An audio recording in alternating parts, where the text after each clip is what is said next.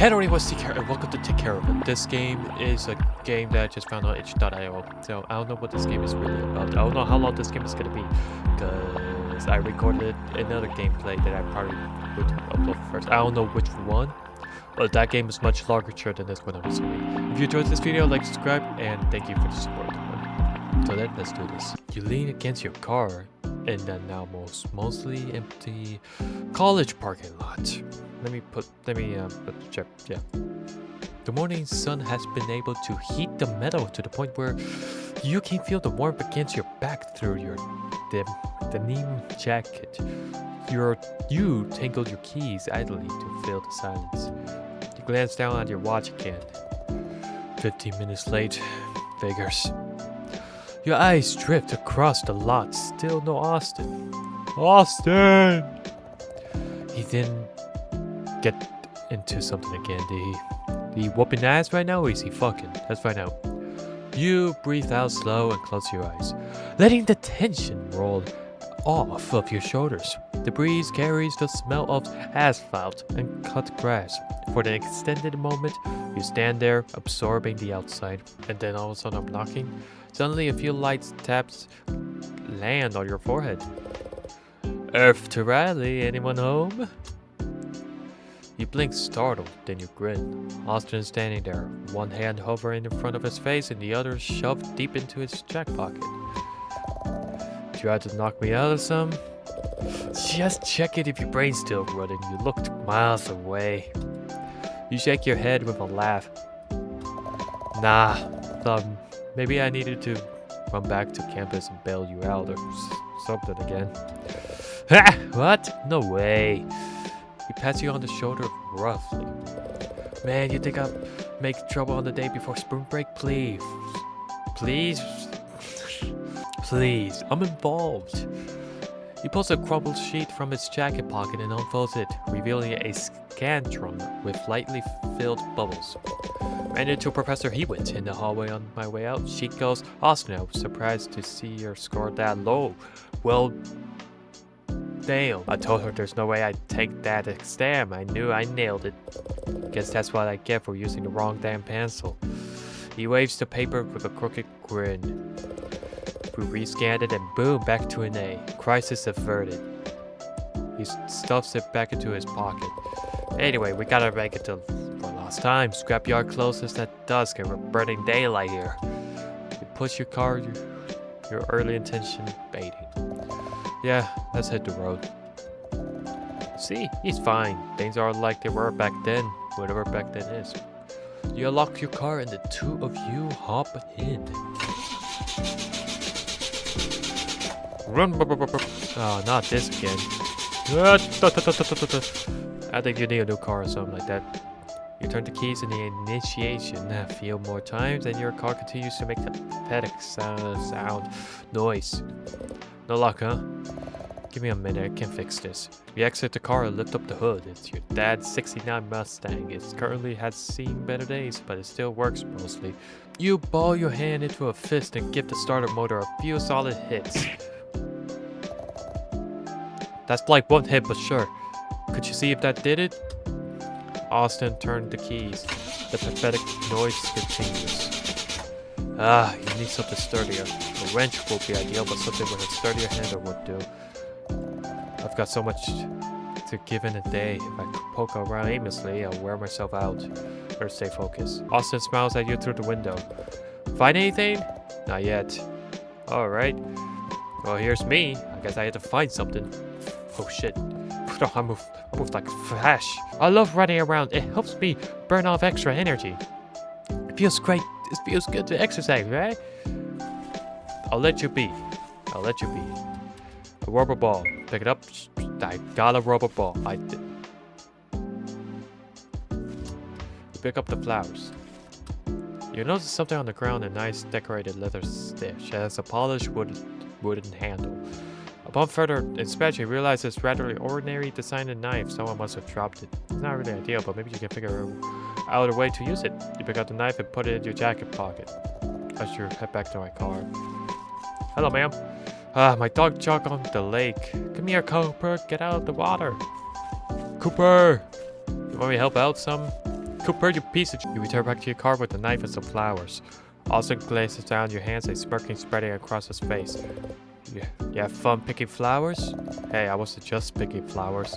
I also found this knife of some sort. I don't think it would do much for me right now. Looks like a really nice one too. And it looks like one of my grandpa used to have. And it should be pretty sturdy. Maybe give the starter motor a few taps with that? You grip the knife, grabbing the protective blade side in your hand and whack the handle against the starter motor and a couple of times. Of course. Try again. Austin turned the keys. This time, instead of clicking from earlier, the car rolls to life. Hear the excitement, cheer, and celebration come from Austin. What do you say? Fuck yeah? Yeah! The hell was that? Not that the car started. You closed the hood of the car and returned to the driver's seat and put the knife in your cup holder. Oh. Austin picks up the knife and takes a look at it. He removes it from the shelf, rotating the blade in his hand and whistles. Wow. This is a really nice knife. One of those fancy hunting brands. You don't need it, right? Can I keep it? Yeah, go ahead. You know more about how to use it than I do. Austin takes the knife and puts it in his back pocket. I really don't like how he has the knife, though. This game is going to take a dark turn, which I do not like. Because that's kind of, you know, a dark turn. Glance at Austin to set off down the road. Seems like your car has more problems every time I ride in it. You're telling me. Our You're telling me our scrappy yard trip could not have been planned at a better time. No, seriously, getting dire. Speaking of, you got the directions? Yeah, got them right here. Austin reaches back into this bag and pulls out directions printed on the library's pale green paper. The instruction says to turn right off the parking lot. Shoot, you took left, yeah? Take a U-turn at the next intersection. Oh, great. After a few missed turns, you're finally able to get back on the track and onto the long stretch of road. So, my parents decided to take the whole family camping this weekend, starting tomorrow. That's that week, but you get what I mean. So to help out getting my dad and my younger brothers away from the TV for a while. Your younger brothers might be able to survive, but your dad, what's he going to do about his late night television? I don't know, man. Maybe he'll wake up fresh air, hiking and trying to fish while complaining will cure him from his addiction. Maybe it'll come back different. Not sure how it'll work out, but my mom swears it'll be good for them. I think she's reading a book or something. She invited me too, but personally I want to be glued to my TV. Well, no shit. Maybe you're the one who needs to prep and strip the most. Your eyes glaze over anything to get a controller in your hand. Whatever. I'm so close to beating the game I've been playing, but I can't seem to figure out the final boss mechanics. It's driving me nuts. It's like they're forcing me to buy the guidebook. That gotta be some sort of game company market tactic. They make the game so difficult that you gotta pay for the guys so they make more money. It's gotta be. You know, there's a website. There's free community guides and game resources online. Yeah, I've seen it before. If I really can't figure it out, I'll just look it up online. Just want to try to solve it for myself first. Yeah, I feel you, man. I feel you. I did that with Elden Ring, and I didn't really do it well because I kind of did it to get had to get more money quick instead of me fighting the bosses, because I'd rather fight the bosses by my own than whatever. That's a different story for another day. We're in the final stretch now. The road leading to the scrapyard winds between patches of overgrown fields and empty lots. Your favorite station on the radio crackles, so you shut it off. Roll down the windows and let the goddamn camera down. The next day. You roll down the windows and let the fresh air rush in. My dad said this place is right past Cecilio's.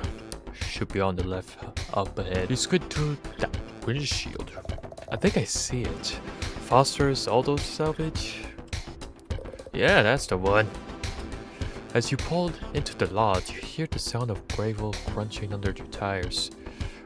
Beyond a rusted chain fence are rows of stacked hoods and bent metal frames that glint in the sunlight. The air smells like old oil. Once parked, you pop the trunk and pull out your old toolbox. Austin shoulders his backpack and the two of you head into the entrance. At the gate, an older man in a grease-stained overalls leans out of a little shack. You hand him a few crumpled bills for the entry fee. He waves you both through. Once you step through the scrapyard, you take a moment to really soak it all in. This place is huge. It's no wonder Austin's dad recommended this place. Is it everything you wanted and more? It's a little smug on her face. Honestly, I'm starting to feel overwhelmed. Where do I even start looking? He reaches out his bag and pulls out another small stack of papers. This time they are diagrams and scribbled notes. As he steps forward, you notice he placed his feet carefully on the uneven ground. Let me put my controller away. Analyzing anything that looks like it could shift or tip over. A pile of scrap metal near his elbow makes him hesitate before he moves past it. Okay, so hear me out. I looked up models that matched yours, late 60s, same engine type, marked that parts might fit. The guy in front tells us they organize a lot if we get lost. He passes you the sheets. One is a hand-drawn layout of the engine assembly with parts, numbers circled in pen. The other is printed picture with a list of parts numbered and labeled. You stare at the papers that you have for a second, then back up at him. What's up? Is my handwriting too illegible or something? Oh. You actually researched this? He gives a nonchalant shrug, but you can see a tint of red in his cheek. Yeah. I figured it'd save us a couple hours wondering aimlessly. We got a time limit, you know. He had you look all of this up. Even I didn't know about some of these graphics. Not bad. You sure you don't work secretly here? Nah, I don't have too much free time when I should be studying. Anyways, I think we should be looking for is that I'm retarded. For is that what? Anyway, I think we should be looking for is in that direction. If we cut straight through, we have some time, but it goes past the heavy machinery scraps. He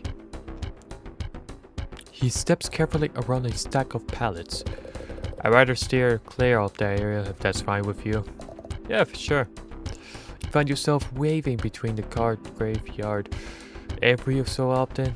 Also passes to adjust its footing or nudges a loose piece of scrap away from the path. After a while, you make it to where you need to be. Wow, I didn't know so many of these old Mustangs would still be around. You put a pair of gloves over your toolbox and walk with... Why does the music is gone? Why did it went dark? What's up? What's going on? Also down the gravel lanes, moving between rows of cars. A sudden clank echoes the lot. The sound bounces off the metal scraps, carrying an eerie resonance. Both of you freeze mid-step, your breathing quickens, and you instinctively scan the shadows, trying to find out what could have caused it. Austin's hands twitches nervously. After a moment, you realize they came from the other side of the lot. Realizing whatever fall wasn't close enough to impact either of you, you feel the tension lift off from your shoulders. You both continue walking, moving a little bit slower now, taking each step carefully, but outwardly pretending nothing happened. Okay, that's just cool. Yet somebody is definitely chasing us. The gravel crunches between your boots as the two of you move from your car to car like scavengers. Austin consults one of his green printouts, pointing out that there's parts in it, dipshit. Pointing out parts that might work in referencing makes and years. It's a cross-referencing. I think that's the right word. That starter from the car over there, it should bolt right in with minor adjustments. Really, I wouldn't have even thought to try that. Let's do it. You gather what you collected and head back to the cleared work area where your car is parked. You put the parts on a stain pallet, then also drag over, peel off your gloves, and get to work. Slide under the car to remove the stubborn component. Your fingers are already covered in grease. Piece by piece, you replace parts with ones you found. You carefully swap out the old starter for the cleaner one Austin found. It fits snugly. You continue like this until the late afternoon, removing belts and hoses from other under the hood pits, replacing corroded wires and other worn parts with ones that look far less beaten. You laugh when Austin gets a smudge of grease across his face. Ah, shit, he did. It's a cute little drawing. Is this like an artistic choice or is this not finished? I don't know. When he wipes the sweat off of manual labor. You run from him when he starts to chase you to give you a matching mark. So all is said and done, you slide into the driver's seat and turn the key. The engine coughs once, twice, then roars to life, followed by a low and steady rumble. Holy shit, that sounds great! We did it! You reeve the engine lightly. There's no stutter or grind. The smooth sound of an engine working as intended fills the air. The air of disgusting air of smoke. You climb out and the two of you stand side by side to stare at the car. Oh shit.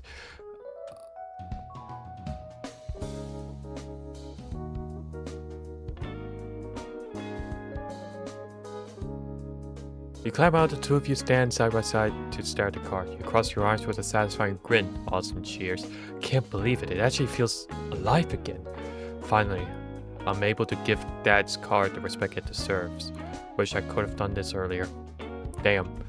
You close the hood and it clicks shut. The car seems to glow in the last light of the afternoon. With that, the two of you hop back into the front seats. The engine purrs under your hands as you pull out of the lot.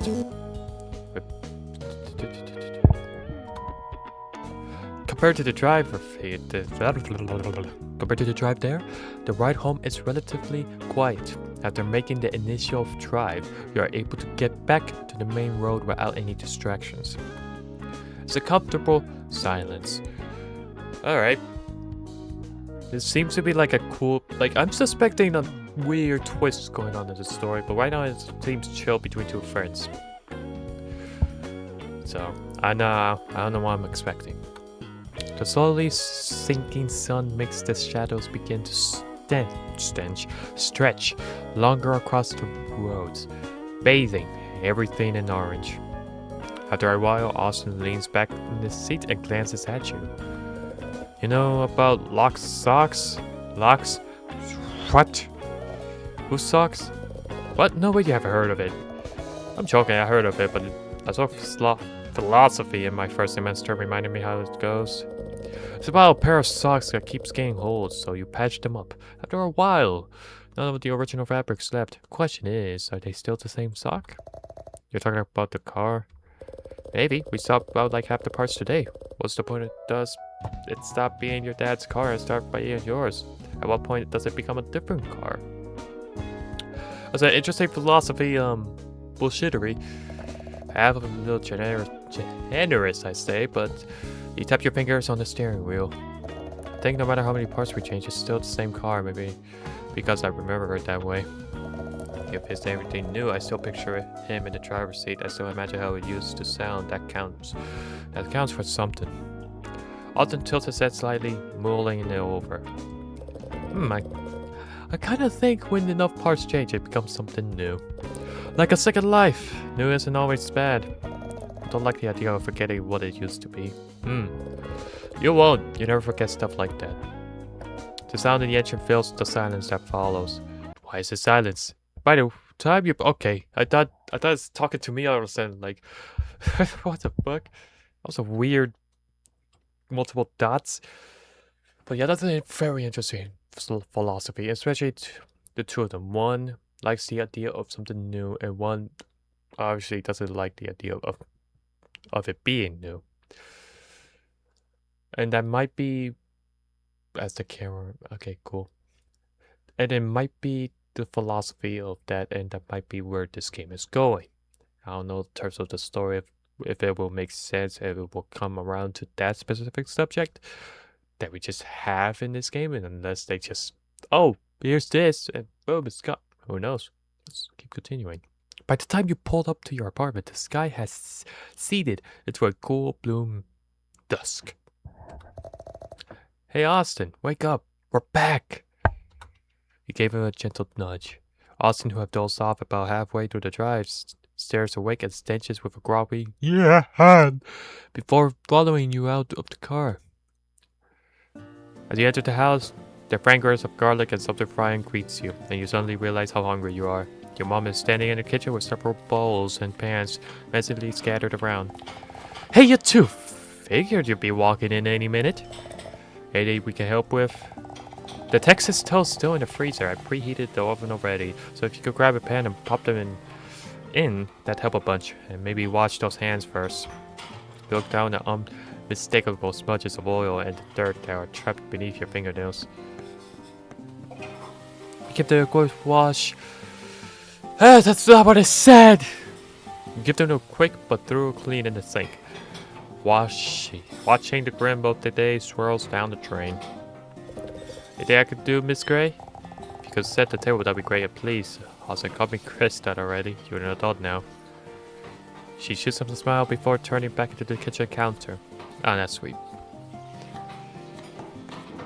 Three of you work in a steady rhythm. You're manning the oven, Austin arranging plates, your mother darts between pans. And we ready for food?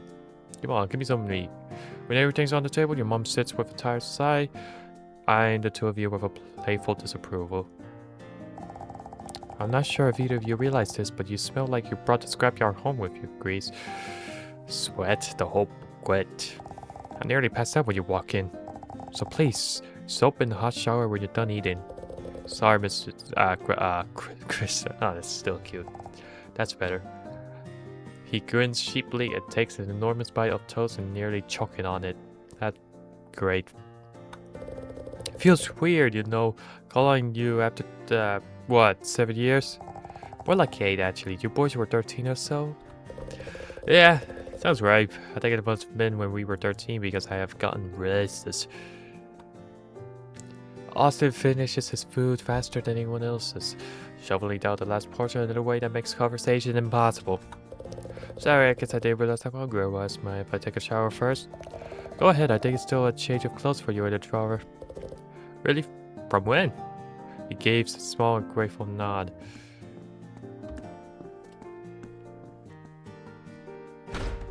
Disappears into your room to grab clothes. And then disappears again to the bathroom. You hear the sound of running water through the thin wooden door. Your mom leans back in her chair. So, how's the scrapyard go? You two managed to fix that what you wanted? Yeah, mostly. We swapped out a few parts under the hood. There was a starter, then some cables, some other parts. Should run a lot smoother now. That's good to hear. You really kept that thing alive longer than I expected.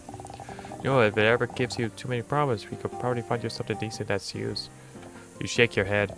It's not about that. It's not just a car to me. I know. It's one thing the last time Dad ever worked on. I just want to keep it running. It feels like that's the least I could do. Her expression softens. She doesn't press it further. She reaches over and squeezes your hand for a moment before gathering dishes. Since I cooked, you cleaned. Sure. I hate doing dishes. Maybe maintenance will finally fix the dishwasher next week. Until then, elbow grease. You sigh but smile. Yes, Mom. Good. That shit's still not clean. She glances towards the living room as she passes by. That's not the stack of movies on the coffee table. Try not to be too loud while you're watching, okay? I'm going to read for a bit before bed. Oh, also, could you pick up my medication from the old pharmacy at some point this weekend? I nod. Yeah, I have the time. Hi, Mom. Hi, sweetheart. Alright, that's cute. And the new trip, I guess. Damn.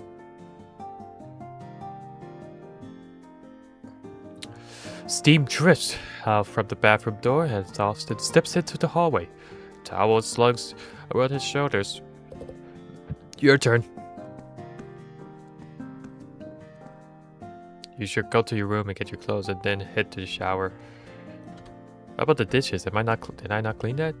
Dirty dishes. You'll get to them eventually. Sure. Alright, I guess I'll get the clothes. What the fuck? The hell's this mess? Pile of clothes on top of your computer chair. You don't have the time to fold them right now. Sure. So your favorite movie posters are hanging on the wall? Oh, I know one of them. That little... What's that movie called? Book? No. The Swamp? No. The Illuminati? No. What's that called? Grab your clothes from the dresser. Time to head into the bathroom. How about the computer? You want to use that? Computer monitor. Nothing else to say. Cool. What you waiting on, Stinky? Bed. Okay. I see. Disrespect is crazy. Wash hands. I already cleaned it. Wash them. Look in the mirror. Still got some fire left in me. Alright. In the medicine cabinet is your mom well-stocked first aid kit. Alright, I'll keep that in mind. I don't know why that would be the specific thing, but we'll keep that in mind. You scrub the dirt and sweat out of your hair and let your mind wander as the warm water flows down like rain on your skin. It removes a layer of dust and oil, making you feel refreshed. After a long week of difficult midterms, for the first time in a while, days feel easy and carefree. Oh, look at me! Let's see what my trip looked like. Hell yeah. When you come back... When you come back out, Austin's already turned the lights off and popped the TV into disc player. Jesus, how old is this timeline? After a long day of hard work, I feel like laughing. This one looks the funniest. I could go for some mindless fun. You started the movie. It's good. It's generally funny and stupid in all the right ways. The laughter feels effortless. Your mom pokes her head out of the room at one point, telling you both to keep it down. Also mumbles his laughs in the pillow and you do the same. When the credits roll, the room feels comfortably dim. There's a warmth in the air and it still lingers after laughter filled it earlier. That was good. Why haven't I heard more people talk about this one? In Gem, I guess. You pause. So I was thinking we should start a weekly movie night or some at your place. You got all the stuff. You got all the space for yourself. We go make it a group thing. There's this guy in my Calc 2 class who's into movies. I think his girlfriend will probably come too. Austin hesitates for a fraction of a second before smiling. It's sure enough where most people don't notice, but you do. I know I offered up your place for you. If it's not cool, I can try hosting here. No, it's fine. I think that'd be good. As long as they don't talk over the good parts. He leans back on the couch, eyes still on the looping title screen. No promises. You're the one who keeps quoting everything out loud. Hey, I'm just adding commentary. Director's cut. You throw a pillow at him. He catches it smirking. I'll still take your guess now, bold move, Gray. He throws it back at you and hits you squarely in the chest with a soft thud. The night winds down. You drive him home and the rumble of the engine fills the silence between light banter. You pull to the front of his building and Austin hops out. You roll your window down before he gets too far.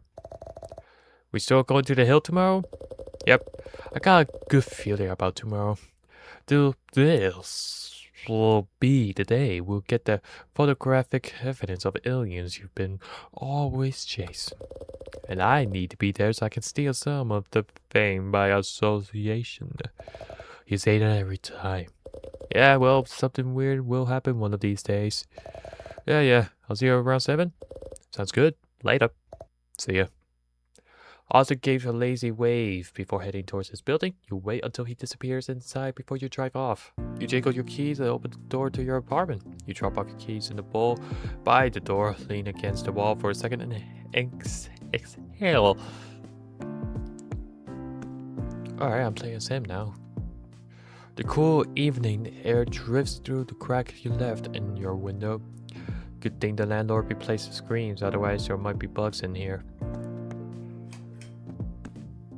You drop your backpack off the table, pull out the loose papers, and crumble the crease smudged with oil and grease. We actually pulled it off.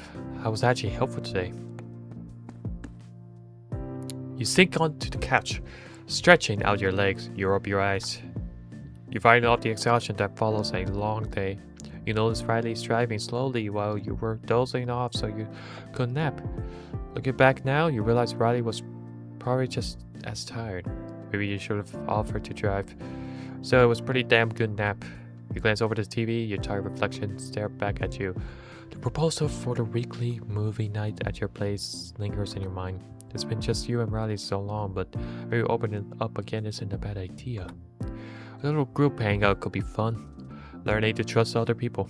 Oh, that's interesting. Definitely something going on of why he kind of distrusts in that case. You picture it, laughter in filling the room, snacks on the table. Yeah, it could be good.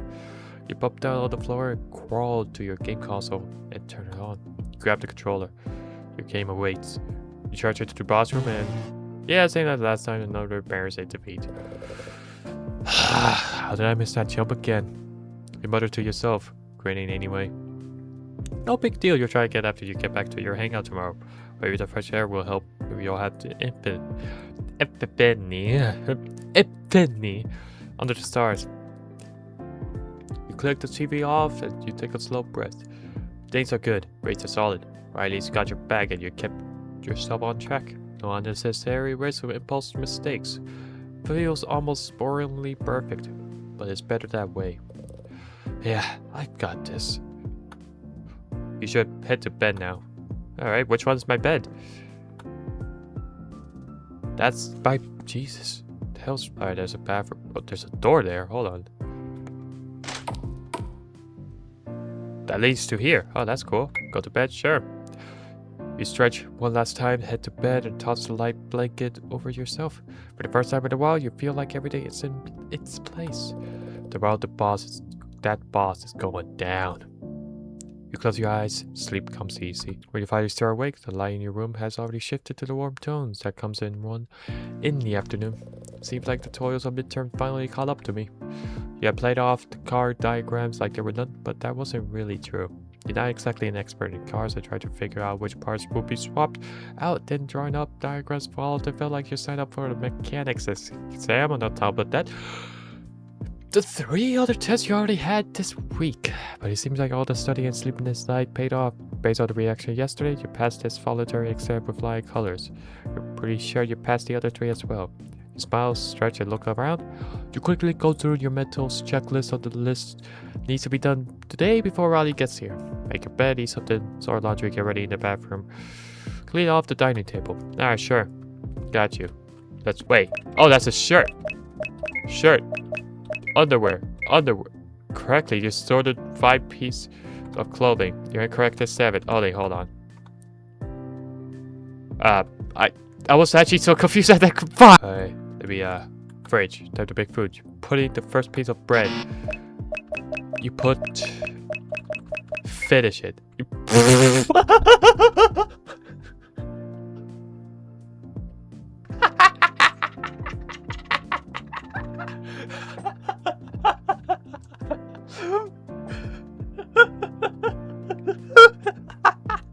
Hell yeah. Looks good. You move to your couch with your nutty sandwich and turn on the TV. You move on the couch with nothing sandwich and turn on the TV. There's a special on the Animal Planet playing. The narrator voice is smooth and steady over the steering of clips. Obviously, in the wild, survival often favors deception. The alligator snapping turtle lies motionless, tongue wiggling like a worm until a fish dares to close.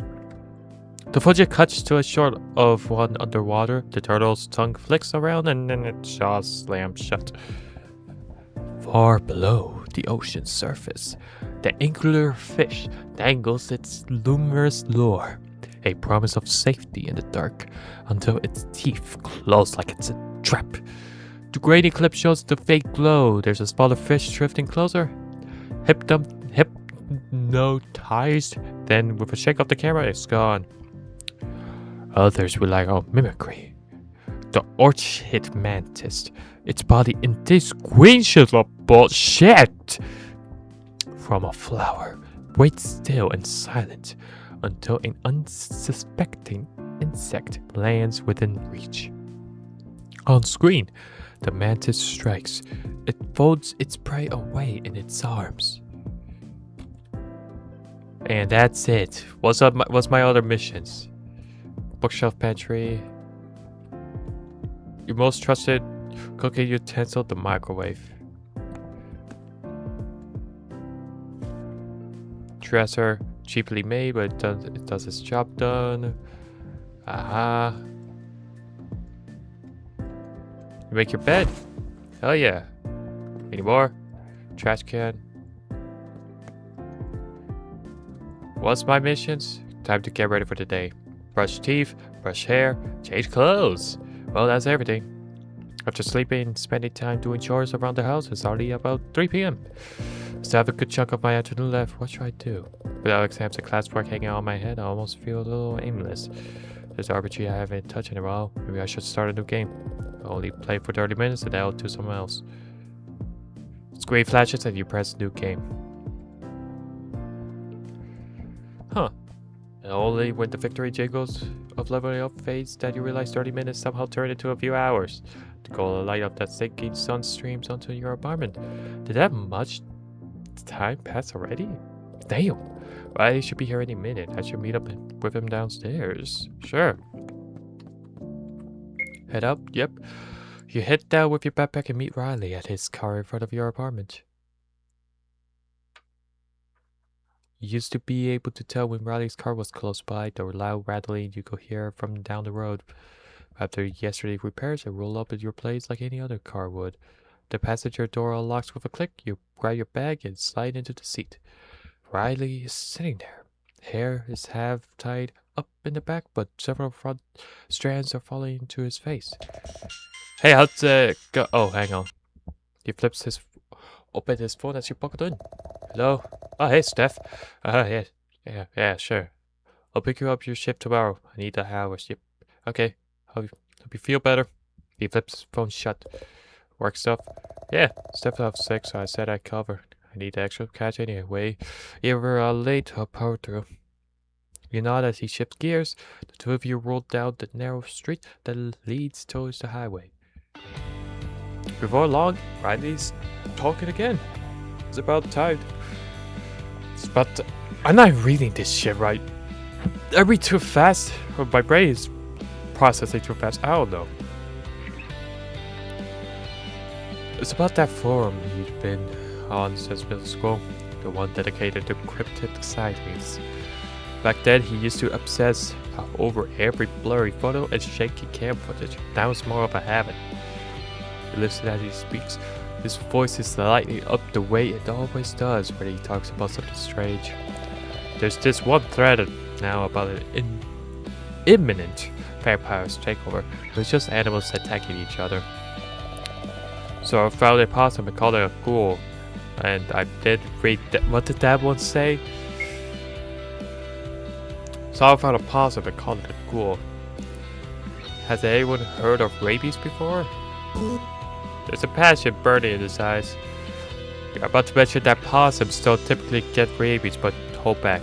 Let me guess, it's the same people who thought the last president was a lizard in the suit? Exactly. Honestly, I think half of them are bored kids with too much free time, or really committed trolls. They might be onto something though, he was kinda great in photos, right? Above you left. I have to check in a few days. I stuck all my laundry on my computer and chair and told myself I need to fold it all before I can use the computer again. The treasure laundry pile, I actually got through mine this morning. Outside, the trees grow denser. The road narrows. The radio's static now. Riley shifts gears and the car climbs a gradual incline. You know this drive by heart. You're in it enough times to trace the curves in your sleep. The both you say you're out of here to chase proof of the aliens, but you're pretty sure Riley doesn't believe that anymore, not like he used to anyway. These days, trips like these are the excuse to get away from everything for the night. College is pain in the ass, and decompressing under the night skin feels right. Besides, there isn't much to do in the town with fun means cheap bars and overcrowded house parties. Where he first started tracking you out of places like this, cornfields and cow pastures, it's easy to laugh it off. Like Roddy and B. Roddy, hunting for cosmic signs. You came because he asked, because he needed someone to believe in him, even if you didn't really believe in any of it. At least that's what you told yourself back then. Maybe that's when you realized how much he needed you, and how easy it was to lean on that. You watch the headlights sweep over the empty road ahead. Riley turns down an unpaved path. The car rumbles beneath you. The two of you always called this place the Hill. It's nothing special, but it's high enough to see the distant tree lines and an unstructured view of the sky. Out here, far from the noise and glow of nearby towns, the stars felt closer. The phone signal was bad out there, too, so while the two of you hung out there, it felt like the world became just the two of you and an innate stench of space. I think that says stretch. Please pretend that I said that. By the time you reach it, the sun dipped low behind the tree line. We made it, finally. A few broken fences lean in the distance, remnants of whatever plans someone once had for this place. Whatever it meant to be wasn't abandoned a while ago. The car engine sputters, then quickly quiets down. You sit there for a moment and listen to the tick of the cooling metal. A wave of satisfaction washes over you when you realize the persistent rattling that has been there is gone. Austin hops out first, stretching his legs. You hopped out too. Hey, Riley, come look at this. You just had to grab your camera out of the bag of your car when Austin calls out. You turn your head to look. He's crouched low in front of your car. Wait, why the hell did it switch the switch point of views immediately? Now I'm Riley, I'm like, that's cool, and it's catch me off guard, but it's cool. You turn your head to look. He's crouched low in front of your car. Star's backpack on his back, bulging up, making him look like a weird turtle. At the triple leaf of a peculiar tall weed sits a snail, although it didn't look like any snail you ever seen before. Yeah, that's a weird-ass snail. Its eyes are swollen, pulsing with strange colors so you can make out even in the fading dusk. How did you see that? And ew, what's wrong with it? Gross. Parasite, I think. That's how all Animal Planet ones make them crawl into open so bears eat them.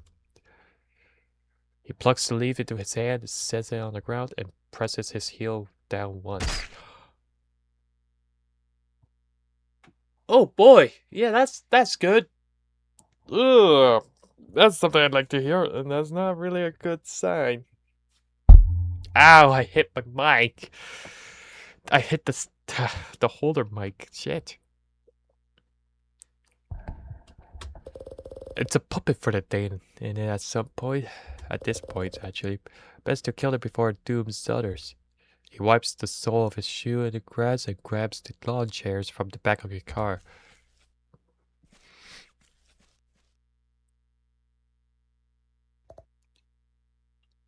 Why you cry now? You wonder why it felt like if it knew. Maybe it's still in there, watching itself move, terrified, while something else steered its body. Or maybe it's gone already, whatever made the snail itself burn out, leaving the parasite to move it around its pleas. Or maybe it's still aware, but fine with it. Maybe the Dane inside didn't have to fight very hard to make it want the same things. You've been staring too long, thinking about some snail. You glance at the flattered leaf last time before shaking the moment off and following. I don't really like that because that snail looked strange. And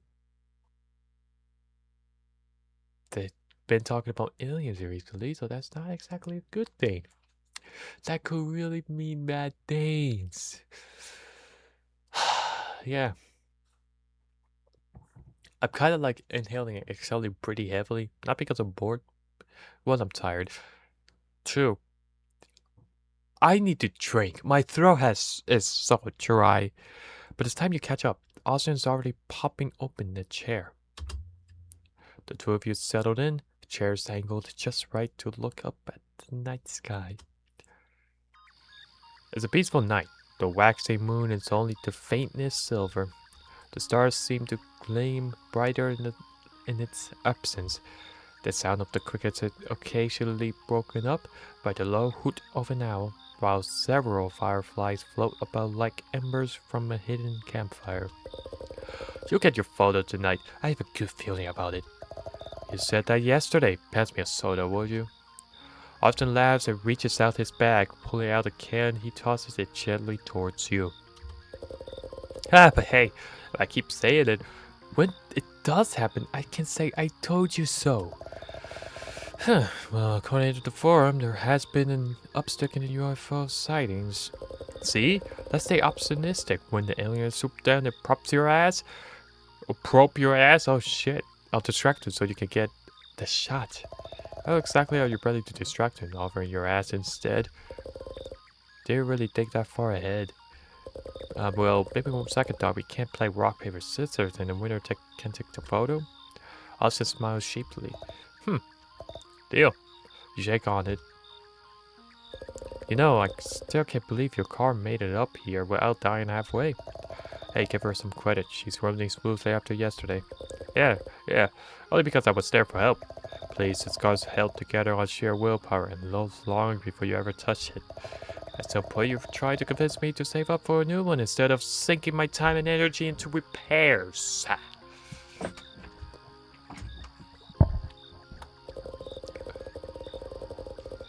Hey, no, I'm not much of a fixer. That's your forte. I'm just saying what I would have done. Newer cars have more bells and whistles now. But riding in an antique car is kind of cool these days, right? I don't need any of the fancy stuff. I'll keep this car alive as long as I can. You pause. But sometimes I wonder, is it bad to keep my dad's memories through his car? Am I holding myself back from moving on? It's not a bad thing to be sentimental. But I guess there's also value in knowing when something is too far to be repaired. Too far gone. But you get what I mean. Like your air conditioner. Well, just saying, man, character doesn't mean mold smell. Replacing or fixing the AC is a whole ordeal. You know this. You even wrote it down one of your diagrams. If it bugs you that you're free to walk home, you know. It is cold now. For now, I can roll down the window. He leans back in his lawn and with his hands behind his head. Anyways, I tried to remember the last cotillions that you were telling me about last time. I can't find the one. The moose loopster hybrid. It's a lobster, but I put loopster because I'm rhyming moose and loops. I tried. Is that the cluster of the stars over there? Capricorn? It's supposed to be half goat, half fish hybrid. That's even weirder than a moose lobster. Is it really? And also, it's not even visible this time of year. You look at the cluster of stars Austin is pointing at. I don't think that's a particular constellation. Okay, well, whatever. When's the last time anyone has made constellation? It's about time we had a new one. I thought lobster with claws, little antenna, the new noble creature of the cosmos. Yeah. Ah, yes. The ever-lovable space crustacean. Maybe lobsters are from another planet and we've been eating aliens this whole time. Dude, I gotta let the people on the farm know this is huge. Feels good to laugh together like this without a care in the world. You bring your wrist close to your face and take a look at the watch. It's been about 2.5 hours, maybe more. I think that's enough methodology for a night. Gotta work in the morning. You ready to pack it up? Yeah, I'm good. The alien photo will happen next time for sure. Or we could go to the grocery store. You can snap out a picture of the lobster tank. Do you ever hear that they can die from old age? That sounds kind of alien, right? You begin to gathering your... Okay, this is where it's gonna get freaky. You begin gathering your things, starting with the folding up the lawn chair, brushing snack crumbs off your lap into the grass. You slip your camera back into its case. You pull out your keys, ready to head back to the car. When suddenly... Yep, I knew it! When suddenly... Is that Jesus?!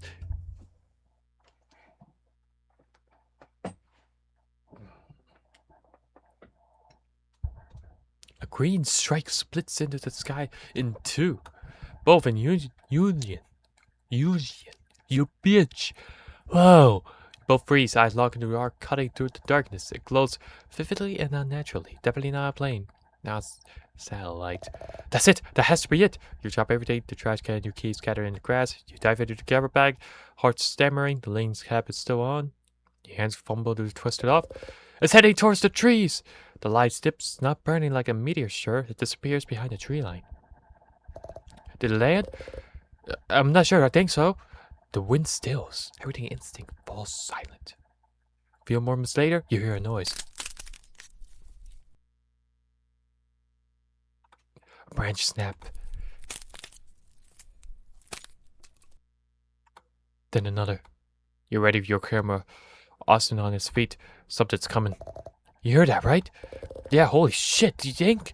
You nod and sprint towards the trees. This is it. Finally! After all years of waiting, your patience have been rewarded. Another crack. Closer. Actually, I don't like how they mentioned in the little while back about like animal thing, documentary and thing like that about animals, about prey and predators. This is not really a good sign. A dark shape barrels out of the underbrush, but it's not a shape nor a glowing visitor from the stars. A bear! Ah, everything you see is... No, come on. Your breath catches as you hope deflates. Of course it's just an animal, not a spaceship or anything supernatural. Really a goddamn animal. It was not the first time that swells of wonder, the kind of rose like helium on your chest, only burst against the sharp edge of reality. The strike was probably Cooper Bay's debris, some rusted old satellite burning up on a green tree. Nothing special, not an alien, and you feel a wave of nausea roll over you. We got excited, we made noise, we laughed, we shouted, we made ourselves known, that's where we drew it. The bear walked closer, his nose wiggling as its large snout tested the air. Don't move, just stay still and it'll be okay. The wind shifts, the bear's head snaps towards you. It saw, it knew. Your hair strands on the end as it seems to slow to crawl. The bear is only a few yards away, its huge form still visible in the dark at night. You and Austin freeze, maybe, just maybe. It'll walk right by on, and we'll notice. You'll get lucky, but it stares right at you. There's no glint of mercy in its eyes, no reason nor negotiation. An alien might have the capacity to be bargained with, might hesitate. Bears just hunger and instinct. You can't reason with that. Right as you finish your thought, oh my fucking shit!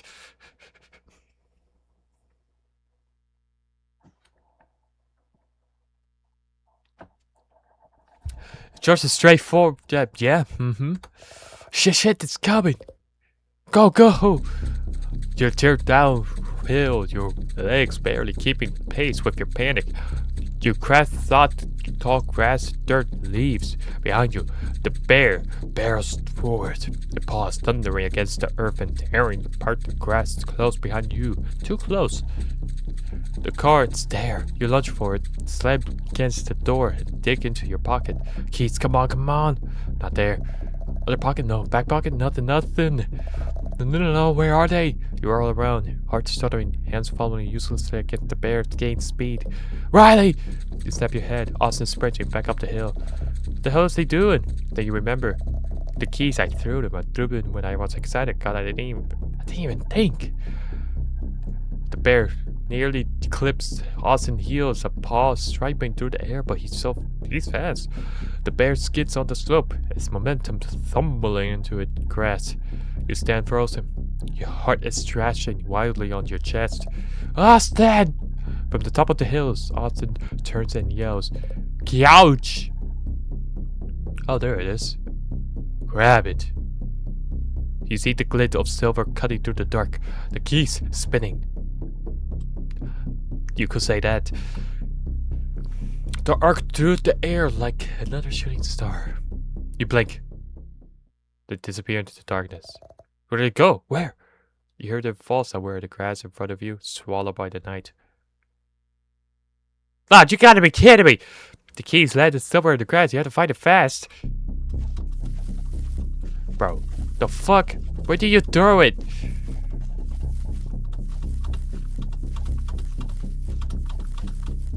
Acquire keys. Hell yeah. You slammed the door shut and jammed the key into the initiation with shaking hands. The engine roars to life.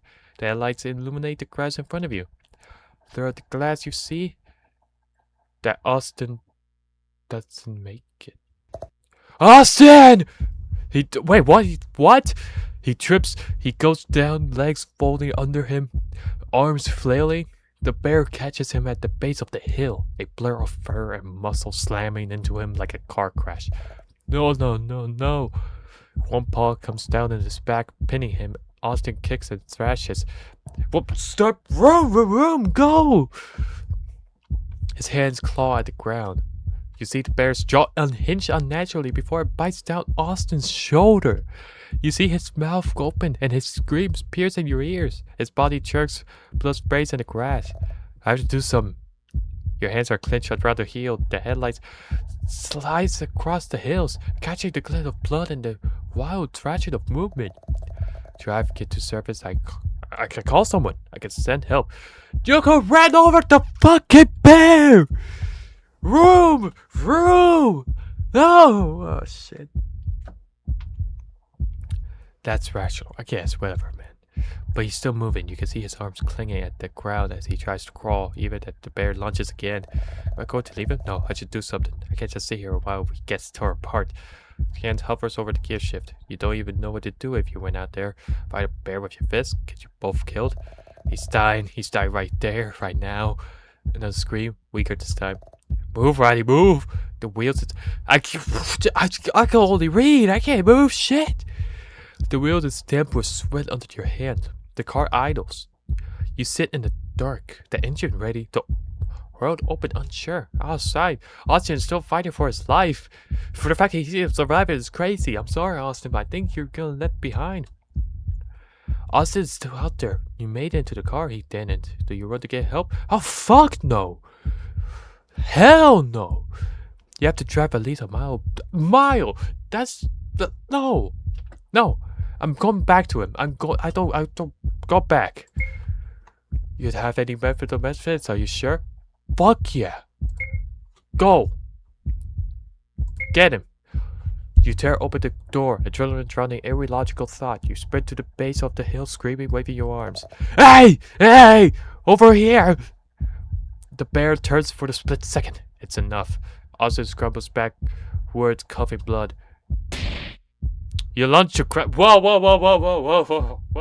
You say over here like, hey, follow me. No, I didn't think you were.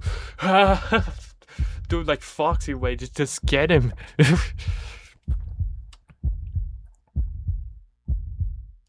You launch to grab him, but the bear brushes past and somehow knocks you with the back of its paw, sending you spiral. You hit the ground hard. The wind knocked from your chest. Pain blooms along your ribs. Get up! You crawl a few feet back towards the car. Austin's still moving, still breathing, but still too far away. The bear is circling again. I'm getting him back. You scrabble in the darkness. You feel a rock underneath you, and you clench it in your hand. You take a deep breath, try to convince yourself that the rock will do anything against something like that. Don't think, just move. You lunge forward, teeth gritting, throw raw from shouting. Leave him alone! You throw the rock into its face. The bear rears back and swings. You dive left. Its claws tear through the wood and pulse mere inches from your head. Wood splinters explode outward. Something sharp slices across my cheek. You hit the dart, shoulder slamming into the ground. Jesus, fuck. You crawl backwards, blood mixing with the dirt. The bear doesn't even chase you. It goes back to Austin. You glazing bitch. You won't reach him. You can't win like this. Again. This is it. One more time. You charge the hills, lungs burning, visions tunneled through the chaos ahead. You see Austin crumbled in the grass. Come on, just have to move. Just have to get him, please. You almost stare when the bear turns. It sees you. It roars. And it comes. You try to pivot, but the ground's uneven. Your foot catches a root and you go down hard, chest slamming the earth. You scramble to crawl, to rise, but the bear is already on you. You lift a paw. You raise your arms. Just about to strike. There's a sound, a scream, a pull. The bear chucked sideways, like something wrenched it off, of course. It missed. Pure plot armor. Alright, cool. Claws carved like a trench in the dirt inches of your ribs. Your vision fades out as the trees spin above you.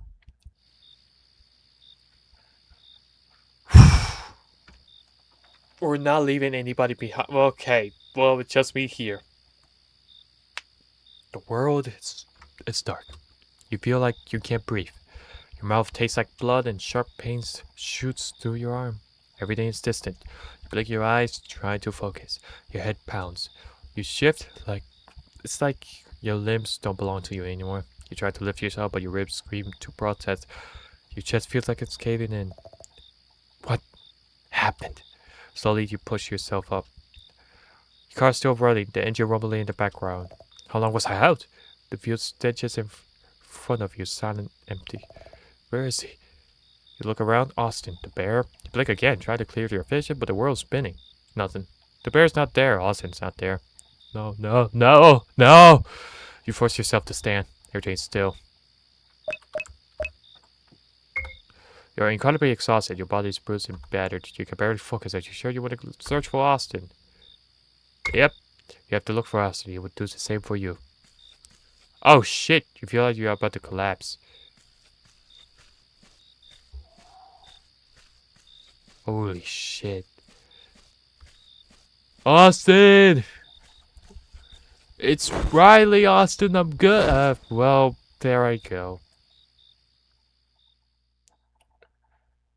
You wake the moment someone touches your arms. They help you sit up, though every breath grates like broken glass in your chest. Blinding lights unveil your voices, the crowd shifts beneath you. You flinch as they try to lift you onto the stretchers. You try swatting them away with what little strength you have. Someone called in the bear attack. You're gonna be okay, just hang in there. I don't remember calling for help. Did I do that or did someone else? It's possible I did it while barely conscious. In any case, I'm glad they're here. We're going to take you to the hospital and you need care. Wait, what's it for me, my friend? He's still out there. He's got it worse. No paramedic hurries over, already opening a med kit. Where is he? I don't know. He was here right here. I called because of him. He was attacked. I passed out when I came to. He was gone. You have to make them understand. You can't let them leave without looking. It's not safe. He could be dead right now. Two paramedics exchange a glance. One grabs their radio. The other steps towards you again. Med bag in hand. Is my friend even real? Oh shit, don't tell me that's the case. I'll be fine. Don't waste time on me. You are unconscious on the ground. You're bleeding. You could be concussed or worse. Broken ribs are out of the question. You shake your head. It's not bad, probably. I can't afford an ambulance. They don't push. They still let you the ambulance, insisting on cleaning the wound. They sure don't find your friend when they place several bandages on your face. We really recommend taking you in. Adrenaline can hide more damage than you think. You shake your head again. There's a pause. The paramedic squints at you, a sharp inhale and a quick sigh. They hand you a refuser of care form. Your fingers barely hold the pen. The signature looked like someone else's. Can I help look for him? Honestly, it's better if you didn't. It's safer if you're not out here. They'll keep searching. You hesitate. Is there really nothing you could do to help? You stand, swaying slightly. You should have someone come to get you to drive home. Ah, my mom! Hey, mom! Help me! Yeah. I think he's dead. I think he's dead. I really think he's dead. I like how the bear, like... I'm annoyed by you. I'm gonna continue to eat this guy, and then I'll eat you. Of course, I could get to get help, but by the time that I come back, my friend is gone, and he's completely more deader than dead. So I think this is my best decision for me, even though I think our character Riley might be dead, but who knows. You wave your hand dismissively, then turn and walk to your car, leaving the lights behind. Bitch, you look fine. You drive. The woods blur past, shadows cut in your headlights. Back there, sirens, radios, and flashlights sweeping through the streets. You were in the way. They told you to go home to wait. So you left. They're going to find him. He just ran. He's hiding, hurt, maybe, but alive. Your hands are locked in the wheel. Your knuckles are pale and stiff. I'm sure he got up. He's smart. He knows how to ride. The car engine rumbles as the world dips and curves. You haven't blinked in a while. They'll find him before morning. They have to. You don't just vanish. They'll call. As soon as they find him, they'll call. The forest presses close around you. Tall trees lean in as if threatening to swallow both you and your car whole. Up ahead, a deer steps out of the Bitch! You don't slow down. It stares at you, then bolts. You keep driving. Tomorrow you'll be fine. Cold, maybe scared, but fine. You glance at the passenger seat. You look away. You eventually make it home.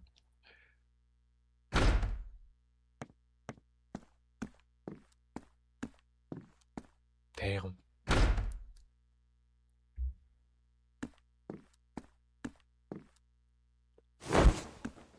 Shit. God. Well, I'm butt-ass naked now. Great. You passed out.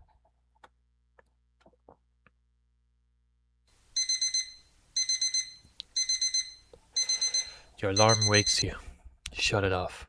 Shit. You're probably supposed to go to work in the morning shift. You wonder if they found Austin. Give the police a call. The phone rings too many times before anyone picks up. Your voice sounds rough when you speak.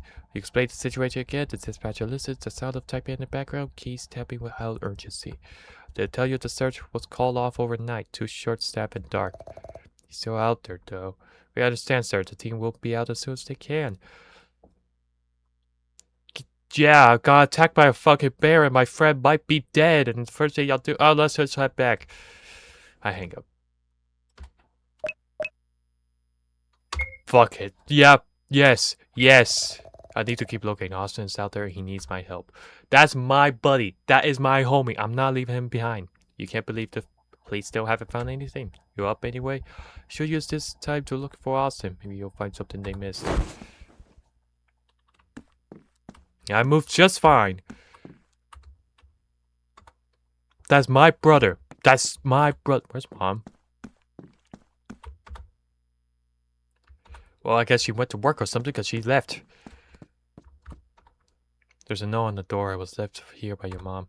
Doctor sent my meds to an old pharmacy. Can you pick it up? Thanks. Your mom must be pretty low on her medication. You should drive it out to the pharmacy at some point. The pharmacy doesn't open up until a little later. You can go there once you've done searching the hill. Leave the house? Yep. You shoulder your campus backpack and head out. You drive out to the field. But just how you get there, the sun is already rising. I'm just gonna ignore the police. Oh, there's something there. Alright. There's a bag. There's something shiny here. What's up with this? You look at the fence, it's far more rusted and worn out than last time you saw it. You recall something happened several years ago in this very spot. The path through the woods is slow going. It's overgrown all roots and burrs that stick out your jeans. You're halfway back from the fields. The sun's already low, and Austin stops and points ahead. You come out here chasing the lead on the farm you lurk. Damn, they look young. Jesus. Someone claimed there are lights out here in these fields and sounds no animal can make. Usually they lead to these sort of things where you're in other states way too far for you to travel on your own. This lead, comparatively, was practically in your backyard. It had been thrilling. It was your first long drive since getting your license, the first time this far away from town without your mom getting in the passenger seat. Just an open world, radio loud, an exciting buzz of freedom. There's a chain link fence, rustic curls along the edges. On the other side, you can see the clean-cut slope that leads straight back toward where your car is. Best of all, there's no thorns or bugs, no endless winding walk through the trees. Way faster this way, come on, it's just a fence. You hesitate.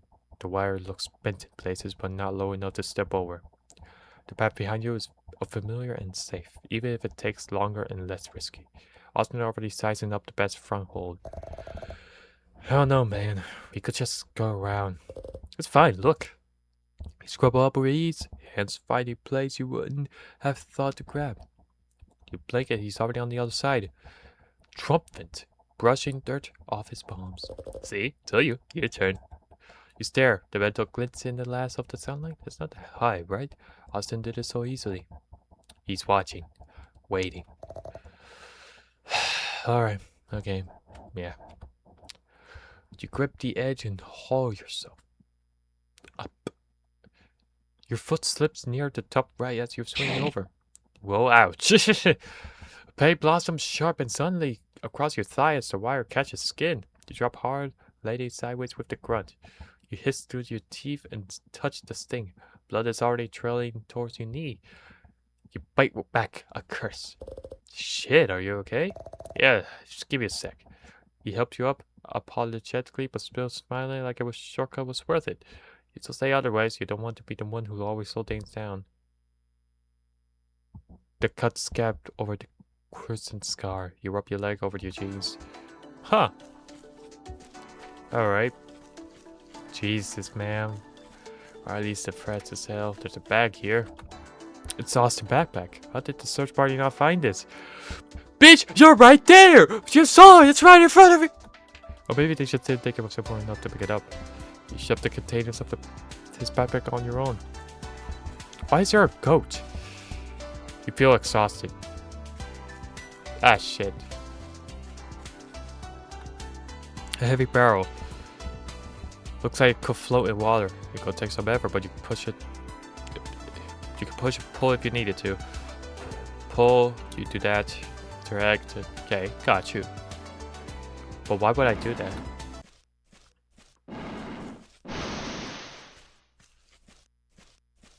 Alright, let's see what this is.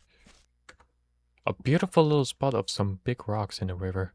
The sound of the gentle current labeling against the stone and the surrounding nature always seem to clear your mind. Rest for a while to wake up. Yes. Decide to take a seat to gather your thoughts. I'm moving now. Oh yeah! Fuck yeah! Wanna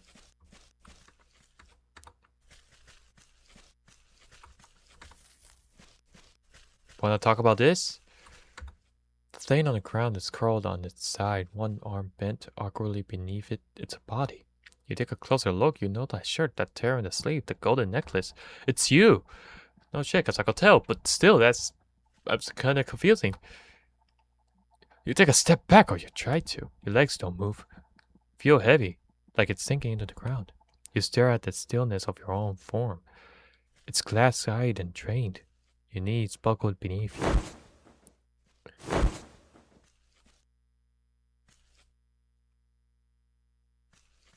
What?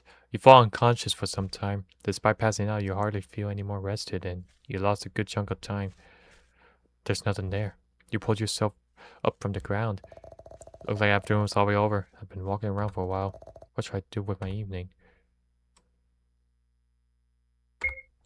Feel pretty tired. Are you sure you want to keep pushing forward? Yeah, if I leave now, I might miss out in the first 3 days of a missing person are most crucial. It's better to keep searching. And it's pure back. Okay. That's great. There's a barrel. There's cows. Seems like they want to get across, but I'm willing to do it through the water. There's a barrel. I could do that, sure. You touch the cow gently and motion towards the new pathway. Its brown eyes look at you and there's a moment of understanding. Hell yeah. That felt great. High honor. Hey. Pick up the plow. I keep picking these up. What's that gonna help me with? Why is there an officer there? What does he even do? There's you. Okay, there's more pathway. I'm just walking through whatever I'm doing. You feel exhausted. Well, stop being exhausted, you bitch.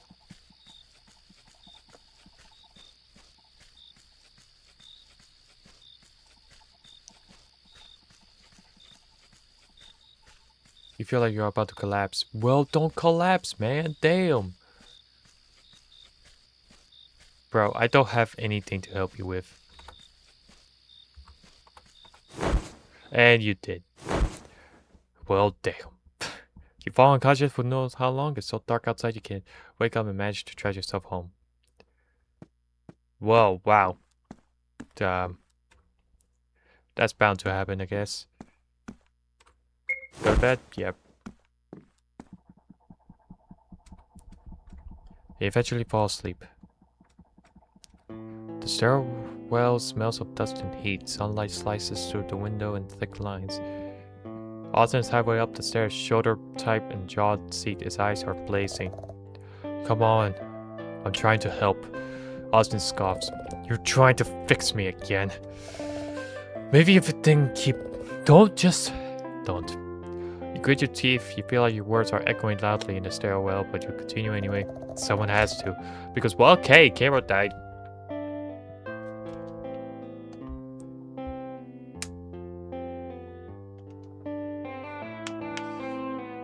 Someone has to. I'm walking far away. So it has to, because when days fall apart, you have no idea what to do. Austin steps closer. His hand brushes the rail, eating a small, almost imperceptible grin tucks at his mouth before it fades. And you like that, don't you? Me falling apart. You always follow me around to pick up the pieces, like you're waiting for it to happen. That's not... No, that's just no. You feel anger welling up in you and making your face hot. Your jaw clenches hard. Better than leaving it to a chance. Austin tilts his head, watching you, eyes sharp. The tiniest flicker of amusement passes over his face. You can't just walk away. Not when it's me who end up cleaning up. And no, you stick around because you... Okay, I tried to take out the camera and now I missed half a fucking dialogue. Hold on. Yeah, I know you stick around because you like that. I do. No matter how many times you put me through an uncomfortable position. Austin laughs to himself. Your throat tightens. You force your shoulder back. He's baiting you. Austin... Okay, this is where this part is. Austin exhales and shakes his head. His eyes softens for a fraction of a second. It's a tiny crack where expression immediately sours again. He turns, storms up stairs and out of the light. Your feet stay planted up ahead. A door slams. Dust float through the sunbeams. You tell yourself you're done. You try to convince yourself that you are. That's an interesting backstory, which is definitely probably... You shut it off. Probably really convenient in the situation I'm in.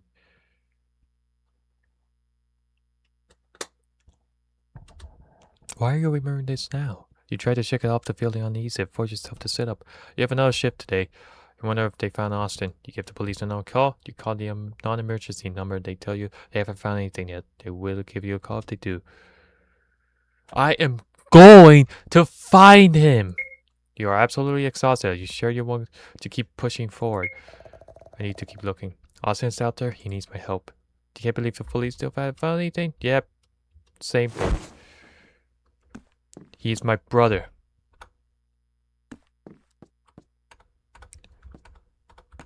Any food? Shit. Top, sorry, I missed your long shit tonight. Eat some real. Okay, I'm eating. Nice. Yum. Oh,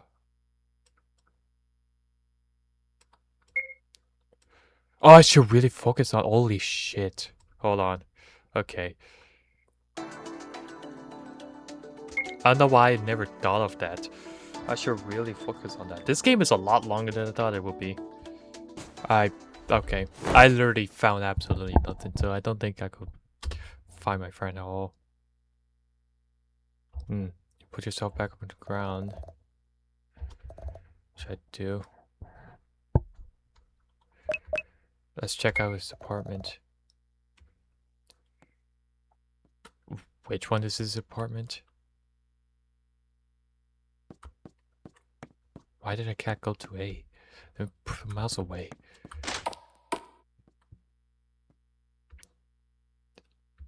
What type of apartment is this? Oh, I followed the... Who the fuck? I went to F. Shoot. Wait, hang on. Before you say anything, I definitely don't live here. Okay, well, I do, but unofficially. I'm more like a tenant in spirit, like Casper. You heard of Casper? You seem like someone who respects discretion. The kind of person who knows not to provide the ghosts to landlords at Ghostbusters. I'm losing a metaphor here. You get what I'm saying? I was never here, and you were polite not telling the landlord about me and the cat existence. Alright, as soon as I get off this thing out of my way,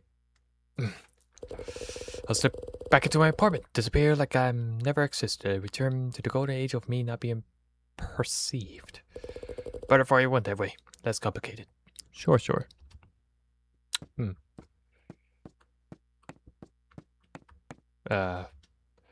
Okay, if you're going to come upon me and ruin the illusion of me not being here, would you mind helping me move this thing out of the doorway? I was trying to rearrange some stuff and it fell. I can't lift it alone. Help him out? Sure. Yeah, hell, thanks, yeah. If you could just stand it back up and move it over to the corner where the crack tile is, that'd be great. You pick up the shelf. It's heavy, it should take some effort, but you could push and pull if you need to. Okay, that's... Perfect! Hey, thanks, I've got into my house now, but I got a few other things I need done if you got the time. You can knock on my door anytime if you feel like helping me out. Sure. I'm looking for my friend though, but sure. The cat went here, and I'm lost in space.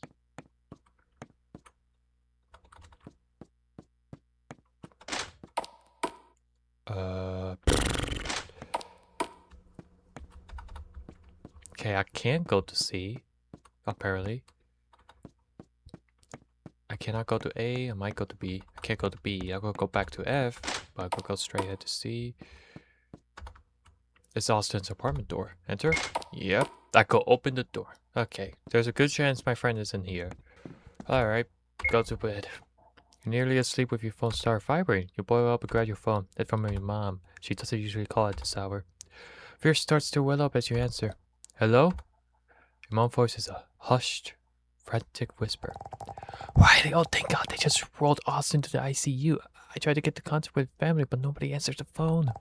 Do you know anything? What's going on? Are you okay? Someone said there was a police report filed regarding him going missing. You nearly dropped the phone, whatever your mom's saying on the other end of the line right now, but you can't hear. The rest of the call is a blur. Sounds are being drowned out by the pulses of your ears as you came dressed and rushed to the ER. Lights blur past. Oh shit. You pulled into the parking lot, tires screeching slightly as you parked. You frantically explained the situation to the gentleman at the front desk. You know how they won't let you in. See him right away. They have to stabilize him, stop the bleeding, and figure out everything that can be helped to stop. No matter how long it is, you wait. You have to stay this time. Leaving isn't an option. The fluorescent lights buzzed overhead, cold and constant, casting everything in a sterilized glow. Holy shit. Okay, that's a lot of pressure. Wait a minute. You sit hushed in a chair that squeaks every time you shift. The cushion gave up years ago. Your favorite jacket doesn't seem to block out the chilly ER air. The sharp smell of anesthetic that clings everything in the building fills your nostrils. People come and go. An older man with his hand wrapped in a bloody towel. A woman whispering angrily into her phone with a teenager holding their stomach like it might fall out. Every time the door opens, you look up, not sure what you expect to see. Your leg bounces without stopping. Your eyes sting. You don't blink. He's inside, he's warm, he's breathing. There are people who know what to do. Time seems to stretch out further and further. Eventually a nurse, one that is friends of your mom, comes up to you. You can see him now. He is awake. He's asking for you. Yeah! He's alive! Oh shit! Machines beep beside the bed. You barely make it through the doorway before Oz's eyes lock on yours. Hey Ray. His voice is hoarse, a shadow of his usual self. He's sitting up with the hospital growing, hanging loosely around his shoulders. Holy shit, Austin! He runs to the foot of his bed. His skin is pale and the scent of iodine lingers around him. His hair is a mess, his gums together with dried blood and sweat. There's some that has fully cleaned off the back of his neck. There are dark circles around his eyes and his lips are cracked. I want to go home, please. I don't want to be here. He pushes aside the door, eyes glancing at Dr. Laura behind him. She gives you a small reassuring nod and steps forward to meet you. He's stable, still a little dehydrated, but we started fluids and cleaning the wounds. There's no sign of concussion or internal damages. The stitches are holding. Well, meanwhile, I keep getting my ass knocked out, so there's a good chance that I might be dead. I don't know, because I'm literally the only one that has all the wounds in the world. I strongly recommend keeping him overnight for observation. Your eyes shift back to Austin. His finger are curled tight in the blanket. He looks exhausted and fragile. His desperate gaze makes your stomach twitch. Please, Riley, I can't stay here. I'm fine, I swear. I just want to go home. Take me home, please. But if I take him and something goes wrong, what if he gets worse? But he looks like me like I'm the only thing holding him together. He has to take caught between the way up the what the fuck? Slowly you nod. Okay, we'll go home. Austin exhales like he... That's not a good idea. Okay, whatever. The Laura doesn't protest, but you catch the hint of frustration, the slight downturn of the corners of her lips, and the twitch of her eyebrow that gives you away. As the nurse steps in to help remove Austin's IV, she pulls you aside the room. One thing I didn't mention in front of him, his blood work showed some irregularities. His white count high. Could be an infection, maybe from the animal bites. The wounds themselves doesn't look infected though. Still, it's something to keep an eye on. She hands you a small bottle of pills as antibiotics. Twice a day with Phil, make sure he finishes the full course.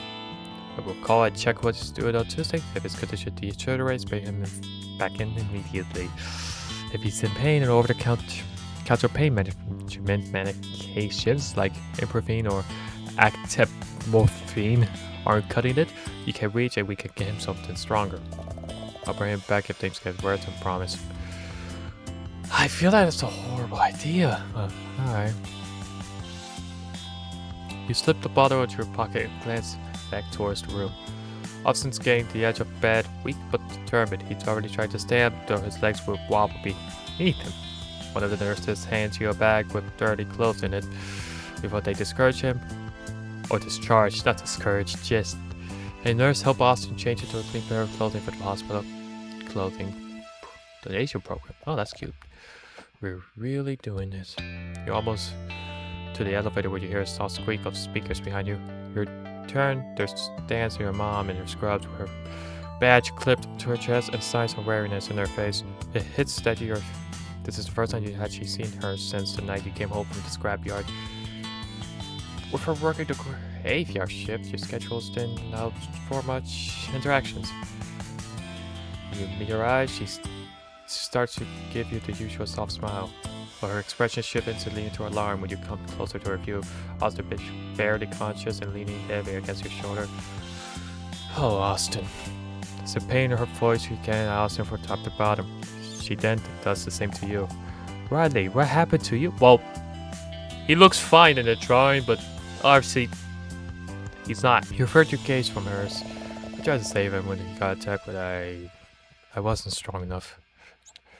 She mouths the words back to herself as she's having trouble processing them. Wasn't strong enough to fight off a bear? I read his notes, Riley. Of course you weren't strong enough to fight off a bear. The two of you are lucky you got out of there alive. There's a tinge of anger in her voice, but it's the kind that escapes when faced fear of losing someone you love. You didn't say anything to me when you looked so broken?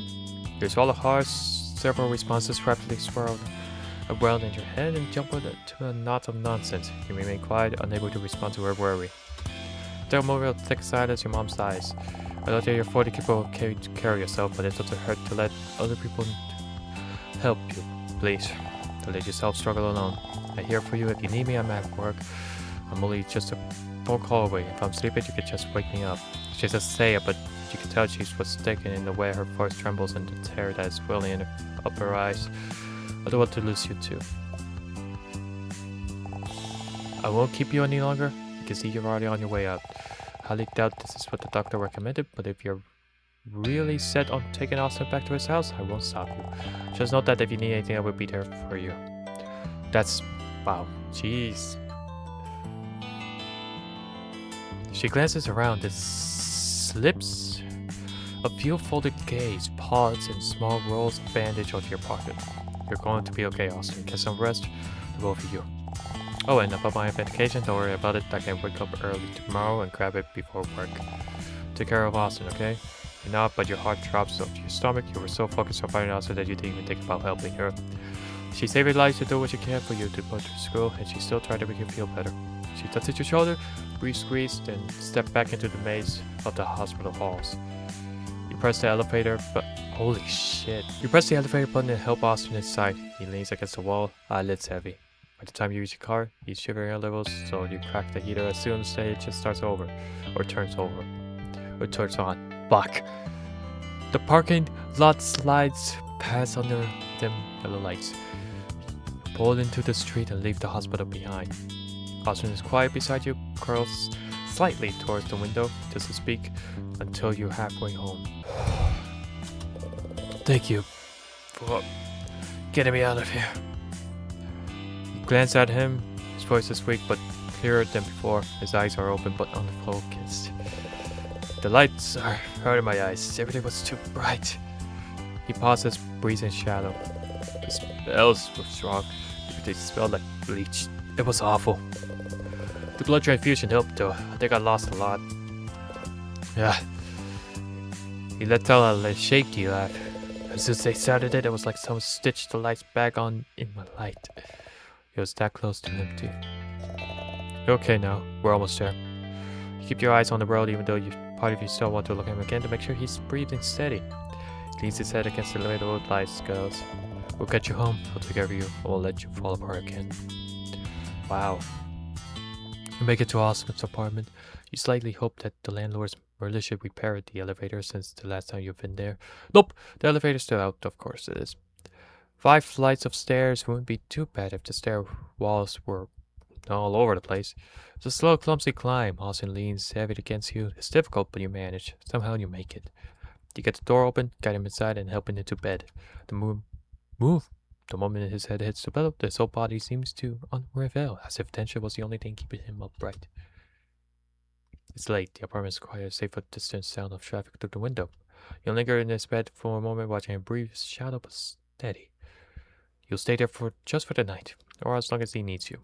You want to be close in case he needs anything. The couch will have to do. Oh.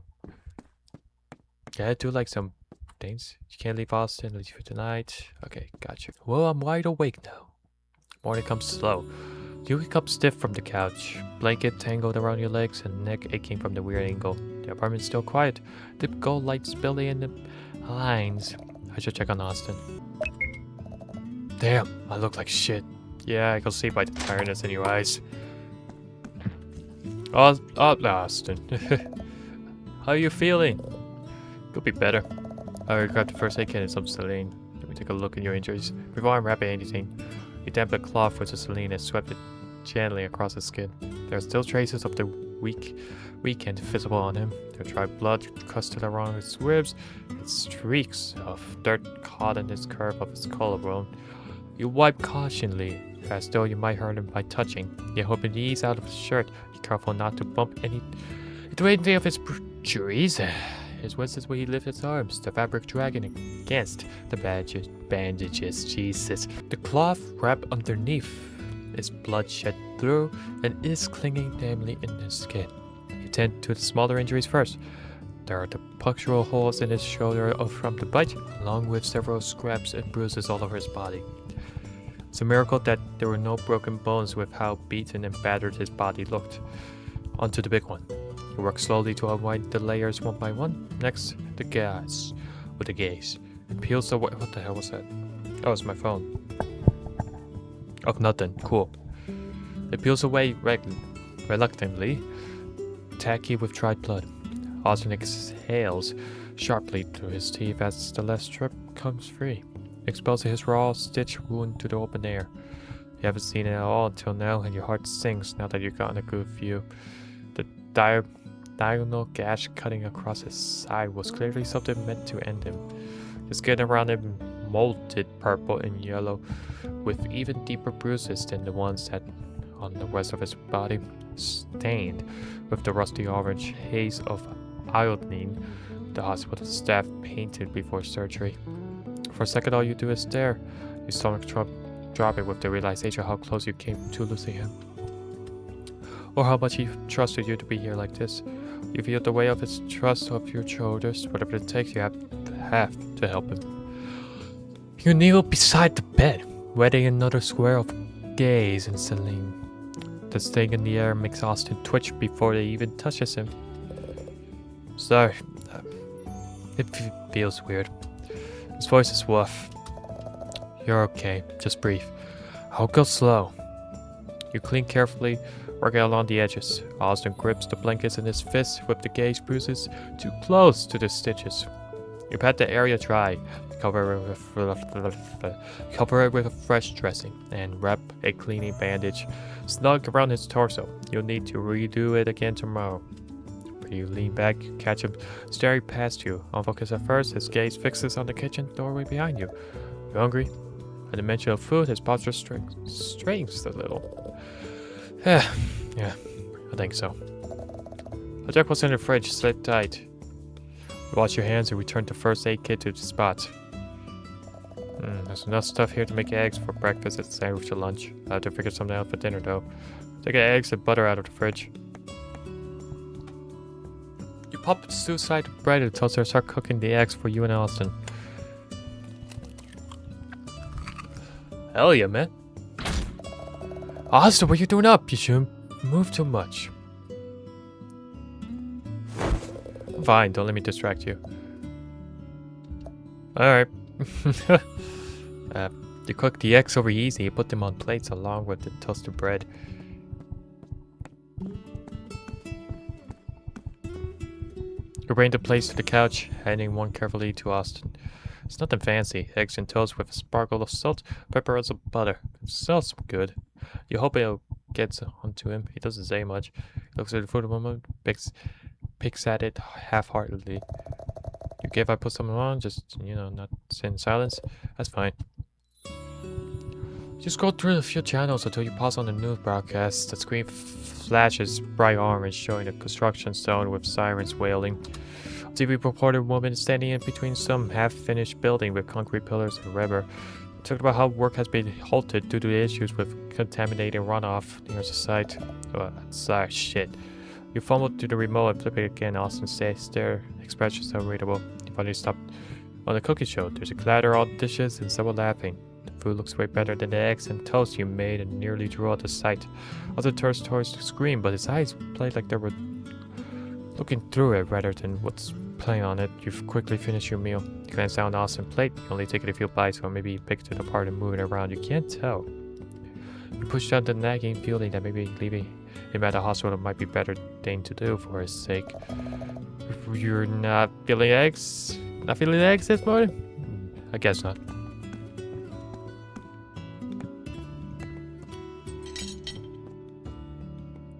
Take his plate from him and carries to your sink. You wrap his barely touched food and slide it into the fridge, in case he wants it later.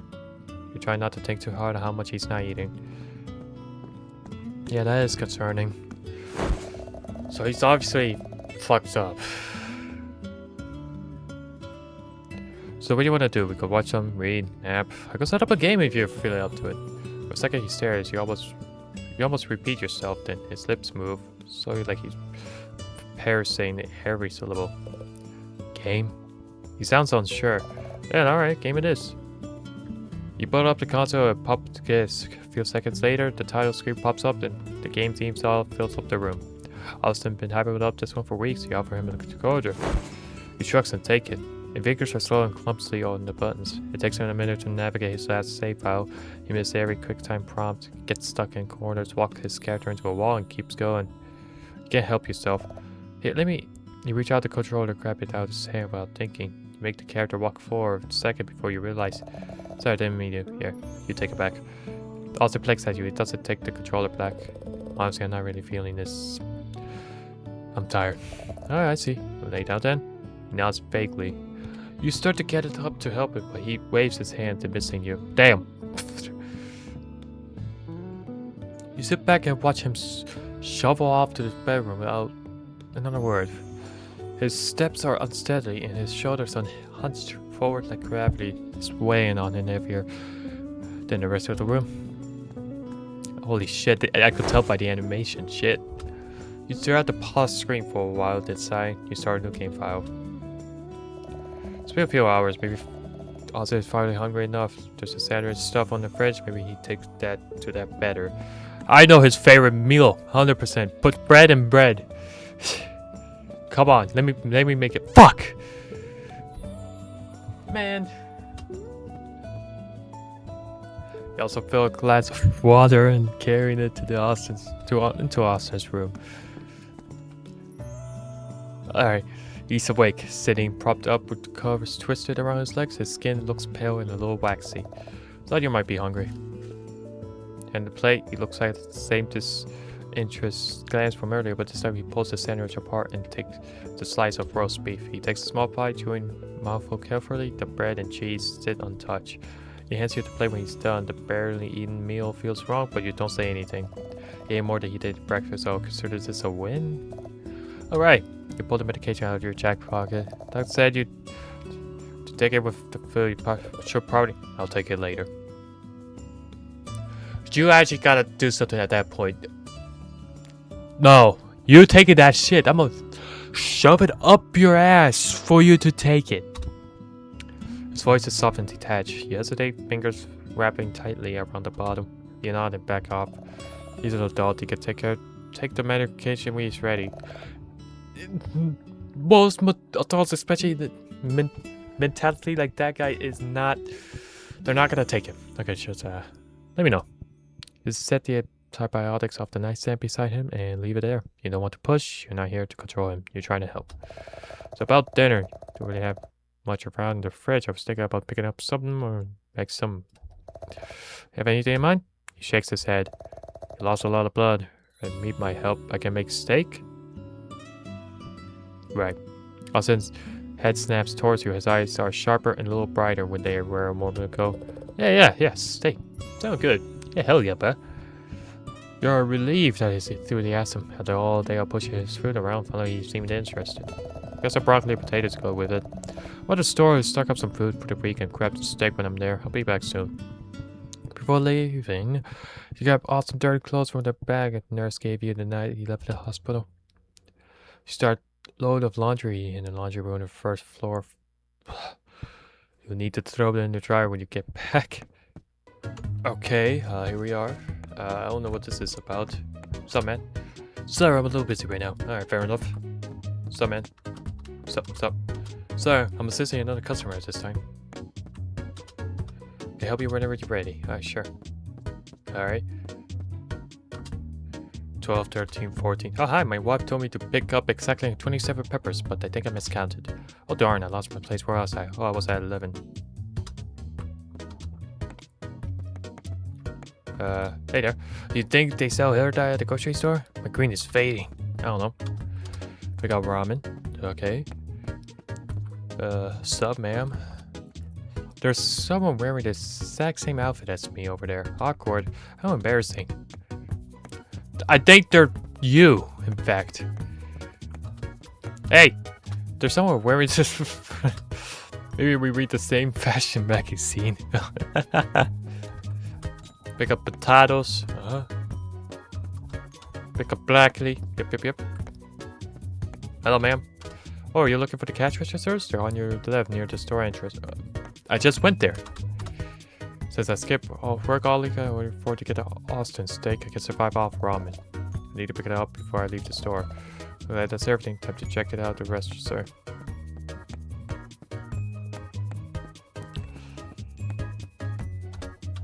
Just those for today? Yes, that's everything. Thank you. Let's head back to Austin's place and cook.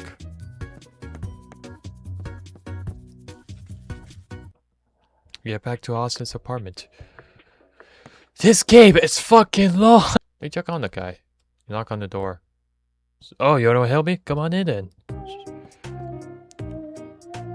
The hell is this? What's up, man? So, could you do me a huge favor? You look relatively sturdy. Do you mind taking my trash up to the 5th floor, dropping it off on the left? Sure. Yeah, I'll help. Sure. I did it. Great. 2 of them. Can I pack? Bro. I need to. What? Thanks for taking care of the trash, Dane. Sorry to ask for another thing, but you wouldn't mind helping out again? There's a mess in C1C I need help cleaning up. I left something I shouldn't have underneath the sink in the bathroom. There's some cleaning supplies in the way to get into the apartment if you go helping out. Sure, thanks, man. The expression turns serious and he looks at you grimly. I can't be seen cleaning that mess. Okay, so where is it? First C, first floor. Check the bathroom sink. Catch you later. This is E. Okay. Okay. Look underneath it. There's some jars leaking out of dark fluid. Looks red. Pick one up and you notice the jar is unlabeled. The rim is stained. There's sediment at the bottom, dark pulp and floating bits. Clean up? Sure. Clean up the cabinet to the best of your ability. You should go let the guy on the floor do it now. I'm a bit concerned, but I'm just gonna let it slide. Thanks for helping me with the stink thing. Sorry to ask for another thing, but you're one of my. Okay. Pretty savage cool, yeah? But you know a thing or two about removing different stains. I have some clothing up to 4A that needs some stains removed. Alright, sure. I got you. I can't be seen cleaning that mess. Okay, 4A. Okay. 4A, go to the ground floor. Wait, what? The clothes are in the bedroom of the 4th floor. Left door, 4A. The laundry room is... Well, I know where that one is. Just clean up, bring it back. Got you.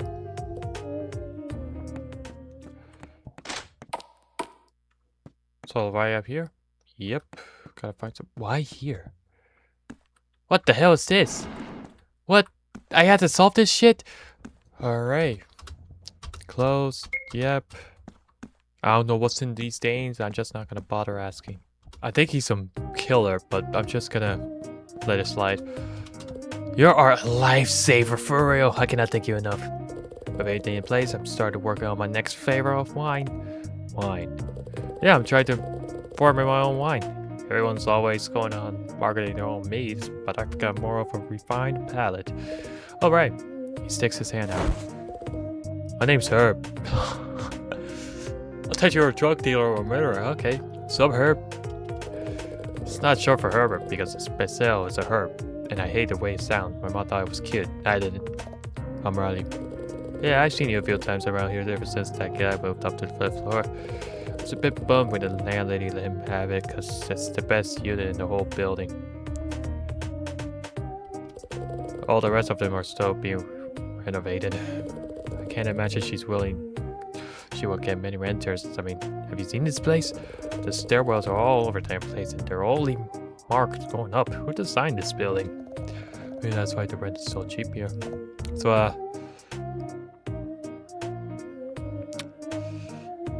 the garbage bags. So, about the garbage bag. Oh, those are filled with some composting stuff from my garden up on the roof. How about the jar of red liquid? So, the red liquid... Yeah, the cabinet gets warm, so I thought it'd be good second fermenting space. Why is it red? They know it burst. Don't tell the landlord. How about the red clothing stains? Don't tell anyone, but I stomped berries in the tub. Thought it'd be rustic or something like that. Also, I fell on it. That part wasn't rustic. Well, Riley, it was good chatting. You can keep the keys to the other room. I got several copies. You know, it's kind of nice to actually talk to someone for once. Anyway, if you want to try out of my wine, I got some non-exploded jar in the other room. You don't drink? No shame in that. Feel free to hang out here as long as you want. Appreciate it, man. Catch you later, Herb. He's actually chill. Come back anytime. See ya, Herb. That was actually worth it. We have a new character. That's all there is to it. Light filters through the blinds in orange stripes, spilling across the couch. You're surprised to see Austin hush forward, elbows on his knees. He really shouldn't be moving around without help, but the moment he hears the bag crinkled, his head shifts slightly. His eyes start unloading. The meat is red, heavy, and bone in. Ugh, put fresh washed clothes on the top of the microwave. You move it after dinner. Got steak, broccoli, potatoes, and some other stuff that should be good for at least a week. Try to grab a cut that looks like it. It's almost marbling. Hopefully it's good. Look in the bottom cabinets for the cookware. Ah, there's the cutting board and here's the pan. When you step back cutting the board in hand, you notice Austin standing in the kitchen. Dude, you scared me. You put the pan in the stove and lay the cutting board on the counter. You carefully lay the meat on top. Do you want to help cook something? Nah, just watching. And he's injured, so I don't think he could help either way. It's too big to cook evenly the way it is. Not the dull little pan Austin keeps under the sink anyway. Okay, well, how do you want to cook? Medium rare? Maybe I use medium dame, right? Sure. You grab one of the only kitchen knives that Austin has in his apartment. It's not really meant for this job, but it should do the trick. It's thin, serrated, slightly bent near the handle. The brace. Jesus. I can't read. You brace the steak with one hand and presses the blade down. The meat resisted for a moment. It's slick and cold beneath your fingers. The knife slips and sharp. Hot, what the hell? Hot stings rips across your palm. You suck in breath through your teeth, clenching instinctively, but it's already too late. Blood wells up so fast, bright and steady, running down your hands and spilling onto raw meat beneath it. You stare frozen in place. The pain hasn't hit yet. Shh, no, come on. You clap your hand on the wound, trying to stem the blood. It hurts. How do you cut yourself? It's not a surface scratch. It drops deep. Blood pushes through your fingers, sticky and warm, and the pressure makes your head spin. Shit. The pain flashes again when you move. Now the kitchen floor shifts under you. The cuts are suddenly far away. Your breath becomes fast and your vision narrows at the edge like a fignet on a photograph. I need a towel or bandages. The kid's in the bathroom. I had to get to the bathroom. Turn your head towards the bathroom, but your legs don't follow right. Your hip knocks the drawers. Something clatters to the floor. Your knees buckled. It's like the whole... Oh no, I forgot. I'm technically still hurt, don't I? It's like the whole weekend hits you at once. You've been running on fumes of hope and it's finally catch up to you. Your vision blurs. You stumble sideways, hit the fridge and then the floor. Each falls first, then hands another pull of pain through the palm, and then you're down. Yes, my friend. I just watching me collapse. Cold towel against your cheek. You think you hear a voice, all muffled. Riley? But it's distant and detached. It's coming from the bottom of the well. Then, nothing.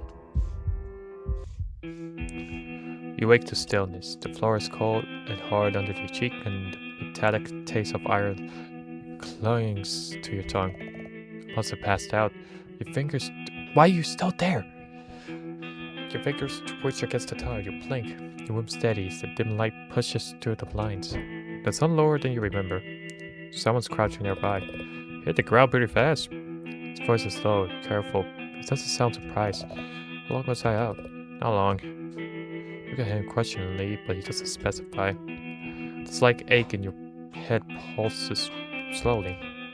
Your head hurts, but it's not as bad as before. The bleeding mostly stopped.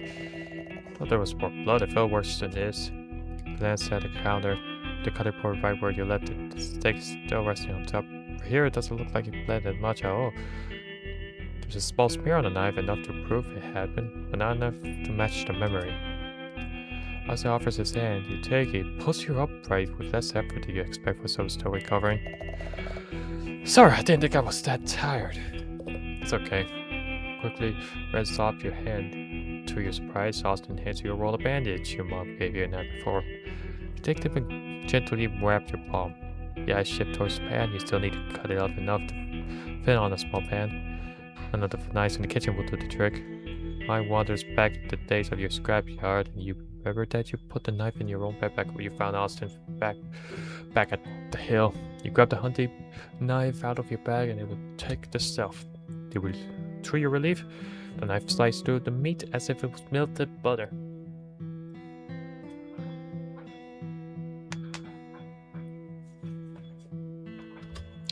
Once you get it down to size, you pull it to the pan. You start preparing the rest of the dinner as it cooks to catch up on lost time. You steam the broccoli, the potato finishes boiling as you move into haze. Band-aid, hands stiff and clumsy. You clean the knife and return it to your bag. You plate everything mechanically, but you check the steak again. It's gone too far. The edges are browned and the center is dry. You carry the plate at the table. Austin sits waiting, eyes shadow beneath his bags. You sit down at the table with your microwave cup noodles. He looks up at you. You catch a full view of his face. You blink in surprise. His skin, which has sickly, pale morning, carries a faint flush now, like life slowly bleeding back into it. His eyes, once dull and sunken, seems clearer and sharper. He blinks more frequently, attracting movement with focus that wasn't there before. Here's a lighting, but you're seeing what you want to see. What time is it? It's 5:16 and it's vacuuming?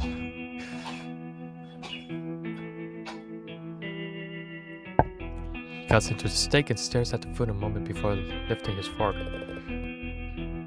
It's not very red. Sorry, I must have lost track of time when it comes to cooking. Congrats on those of you. It's fine. He cuts into the meat and eats a few bites. He chews slowly without expression. Then he sets the fork down and steps up. I'm honestly not feeling very hungry. Going to lay down.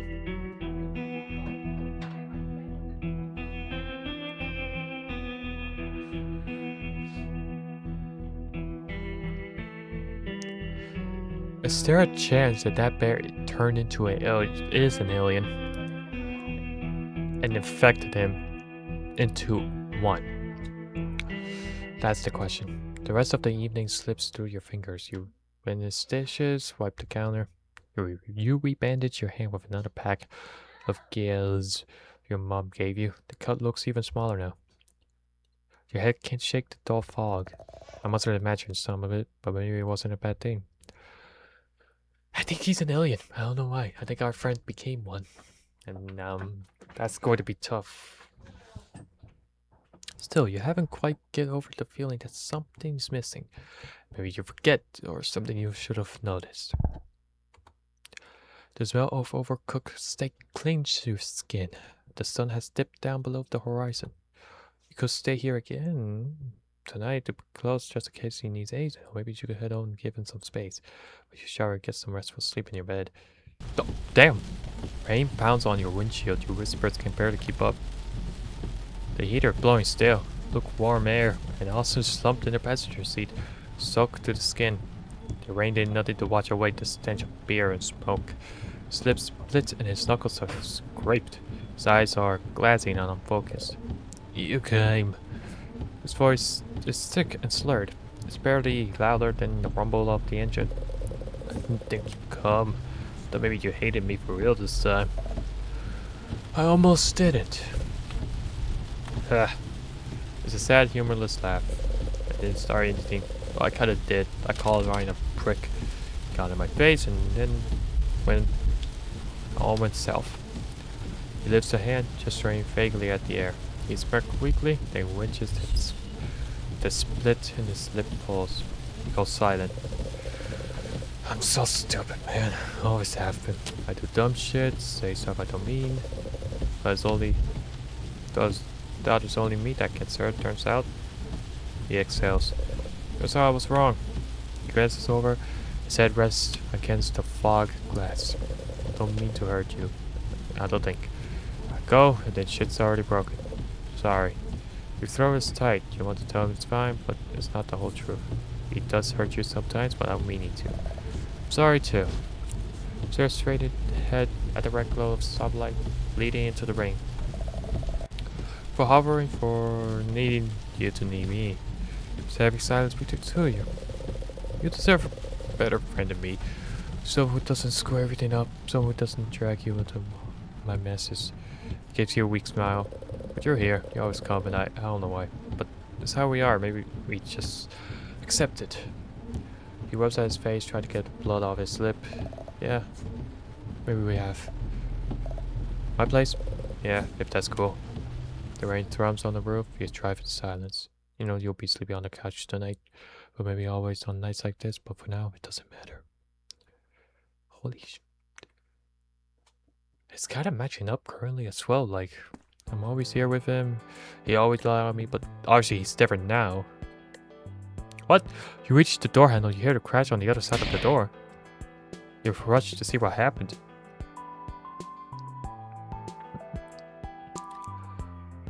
In the center of the room, spiraled off the floor, exhausted, buried in books and paper dust. The hell's that? Also a nightstand. No, what is that? Okay. You rush over the side as you place your hand gently on your help to get up. He groans. Austin, hey. Or you want to get out of bed and tripped? You look around and notice that scattered objects on the floor were items in his bookshelf. Looks like you tried to catch yourself but fell anyway.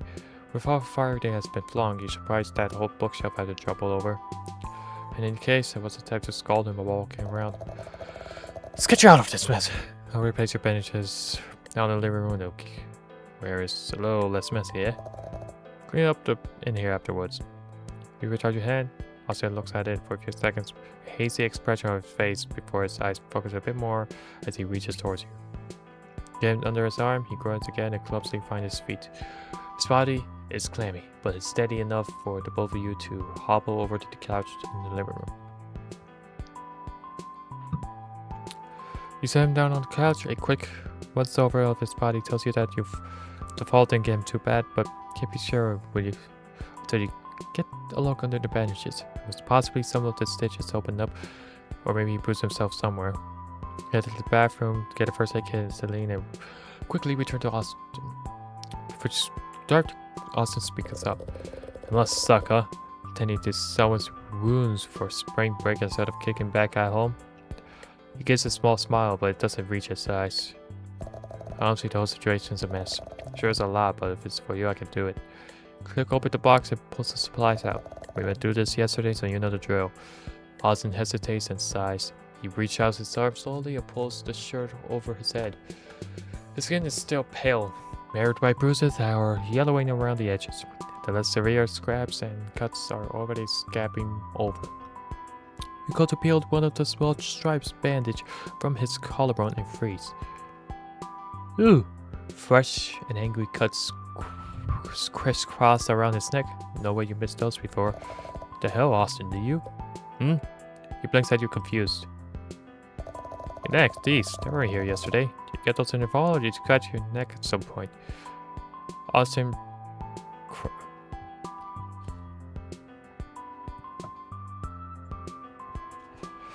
cranes his neck, fingering grazing the red rise streaks. He shrugs. I don't know, doesn't hurt though. Maybe he did it in his sleep. Maybe he's been bitten by a bug because it scratched at the bite. If it's not bothering him, that shouldn't press the issue. You swallow down the anxiety. Yeah, he became an alien. That doesn't make sense. Continue where you left off and work your way through the bandage. Okay, boring stuff. You make quick work of it and mental note of the status of everything. Honestly, anything looks like it's healing up nicely. Then to the big one. Same as the day before, you unwind the glove wrap as to get the gaze. Austin sits silent, face neutral as you undo each loop. Alright, pull off the gaze now. You pinch on the gaze and pull it gently at the layers to reveal the large gash around his torso. To your relief, you don't see anything bleeding. And with that, the ball of tension that has been winding up to your chest unravels all at once. Have I realized you were holding your breath until now? The fall hadn't hurt him. The wound looked brutal and angry, like it would tear open again if he is so much as breathed wrong. Today it was almost tame. You stretch the lane-soaked gaze to clean up the wound. Austin's face remains stoic with each stab. You see red wrenches are already forming at the edges to the wound where its stitches are held to torn open flesh together. Scar tissue is already starting to fold. The gentle rise and fall of his chest under your hands draw your eyes, muscle tension slightly with each breath. As you smooth it down, for just a moment, the bandages shift beneath your palm. It feels like something's wriggling under the skin. Like something's pushing against the cloth. You snap your hand back for the start. You blink and the illusion breaks. Illusion. Austin shifts with the winds, his ribs flexing against the pressure of your hand. It was a muscle, just him moving around a bit. Right, there's an alien inside it. Oh gosh. You force your hands to stay steady as you wind a fresh layer of cloth around Austin's torso. When you step back and straighten up, you can't seem to shake the unease that lingers in your chest. There. Better. Thanks. His voice is low. You're helping get his shirt back on. It's the least I could do. Anyway, don't move while I go pick the stuff off your floor. At least take a second. We could discuss breakfast after that. You put away the stuff. Clean should be. Alright, it's clean. What's that? Driftwood. Oh, you put it back where it belongs. Just put everything back. Huh? It's a photograph of you and Austin at the party when you went together. Oh, that's cute. Oh, y'all are high. Look at the red eyes. It brings back memories for that time. It was the beginning of senior year in high school. You always heard of the ragers at the Stevenson's house. You never experienced one yourself, but the stories, the rumors about fights, drug addicts, and people passing out in the yard spread fast at school. If you see it firsthand, you have a pretty good feeling it wasn't your idea of a good time. After the late night call, you realized going along had always been easier than leave him in his old devices. That's how you found yourself in Justin Stevenson's couch, his family dog licking at your hands while bass thuds through the tray wall at the ceiling's fan clicking at the spines too fast overhead. Most of the face blurred together, kids on the other classes and people who wouldn't remember Jenny if you told them twice. Austin got you a full cup of alcoholic concoction out the kitchen and shoved it into your hand before vanishing in the crowd, swallowing up by the music and laughter. Take a few sips just to be polite. You stick to water after this. You already know how you're the one driving him at home. Oh. True. Austin keep disappearing, reappearing. He always had a plastic cup glued to one hand and his slung arm to someone's shoulder, grinning wide at stains you can't hear. Check your watch to the front door, then you cup again. Having fun? He's behind you before you notice. Leaning over the couch, the smell of alcohol heavy on his breath. Totally. You hope the sarcasm flies over his head. He chuckles, give your shoulder a lazy, friendly slap before disappearing again. He's gone again. You don't expect to see him again for a while. To your surprise, only 5 minutes later, Alden comes back and tugs at your shoulder collar. Come on, I got something that'll loosen you up. Yesterday, only a moment before following him upstairs, running through the noise until you step into the balcony. You guys are out there, passing the joint between them and laughing at nothing. The smoke drifts and curls in the air, hanging over the railing like a fog. This will help. He takes the joint from one of the guys and draws a long practice drag. He holds it for a few seconds, grinning and blowing the smoke towards the balcony rail. He turns to you, offering a tilt of his head. You stare at it. You don't have to.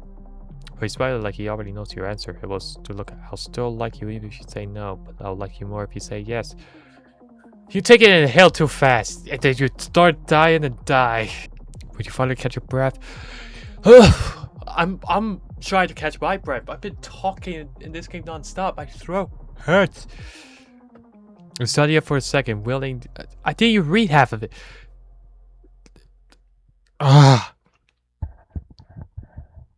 When you finally catch your breath, he holds it out to you again. You study it for a second, willing to take it as slow this time and do it right. This time you take it slower, let it fill your lungs, choke back a cough, and your head spins a little as the warmth spreads. Hey, see? Not so bad, right? Oh shit, y'all both high. You smoke once and you're high? How's that? That's how you got the picture? Austin throws his arms over the shoulder cheerfully. You're a quick learner. How'd you get so smart? He glanced up at him, still dizzy. Austin's joy must be contagious because you realize you're now smiling as well. It's nice to let loose sometimes, eh? Honestly, it did feel nice. Either it felt like you were an alien observing Austin's world from afar, but he saw you, extended his hand, and pulled you into that world. He made you feel wanted, made you feel less of an outsider. You're about to say something back to him when you spot someone waving in the camera. The two of you turn to pose just in time for the shutter. You step back and your chest feels tight. The noise, the smoke, the chaos of that night, it rushes all back. Austin grins and frozenness, the image, your hands tremble slightly. Why does Austin still have this? You glance around, heart racing, you consider tossing it in the garbage, and then it vanished entirely, but your fingers linger on the edges. You crumble it roughly, your knuckles going white, then stuff it into your pocket, hiding the photo and trying to push down the bile, rising in your throat. With that, the room is all clean. Something definitely happened in that night. I can head back to the living room now. What the fuck? You re-enter the living room and Austin's still in the same spot, slouched against the arm of the couch. His face is calm and mostly expressionless, but his fingers twitch slightly against the fabric of the couch. You decide to take a seat beside him. You hungry? I can make something, but probably not eggs again, right? Austin wrinkles his nose. No more eggs or toast. Soup then? Sure, if you want something quick. Austin shakes his head slowly, his eyebrows furrowing, and he looks up to you. What about liver rust or black pudding? Something like that. No, that's just a liver rust. What do you mean liver rust? The hell's a liver rust? You blink, caught off guard. You mean like organ meat? Austin rubs his neck, sounding a bit sheepish. Yeah, I know you don't like those, but it's full of iron and stuff. I think he stops and shrugs. I don't know. I just feel like it's spot. After everything he's been through, it's hard not to feel the sense of relief. He has seemed so listless ever since he came back. When anytime he was involved, something seems to shift. Posture strengthens a little and his eyes brightens. He moved with kind of focus that reminds you of how things were before.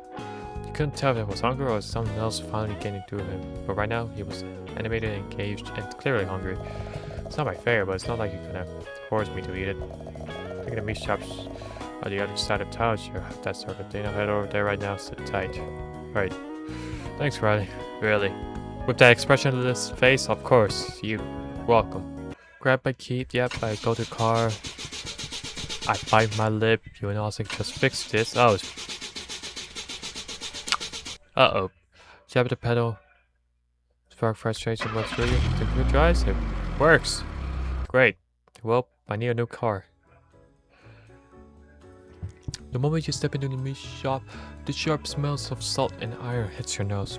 The store is tiny and cramped, with counters and cases packed tight against the walls.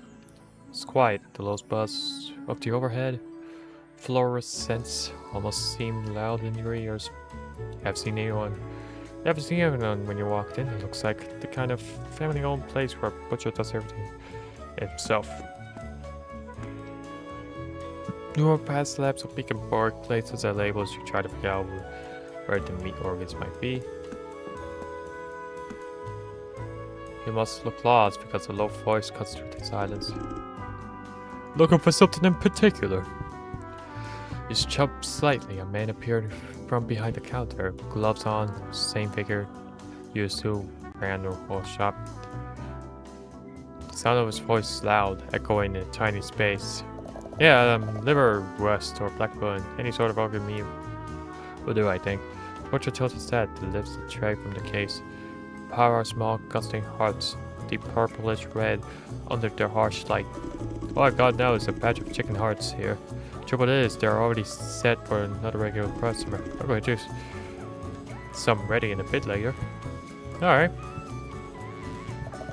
How much later? 3 hours maybe? Be a little longer though. Hey, out front, I'll set it aside for you. Clock up ticks loudly. Each second's track costs him really rate 3 hours. Need to make a quick call. Alright. I'll have to take my sport quick, so I'll be back in 15. But you could give me a holler when you decide what you want to do. leaving alone with rolls of meat. Okay.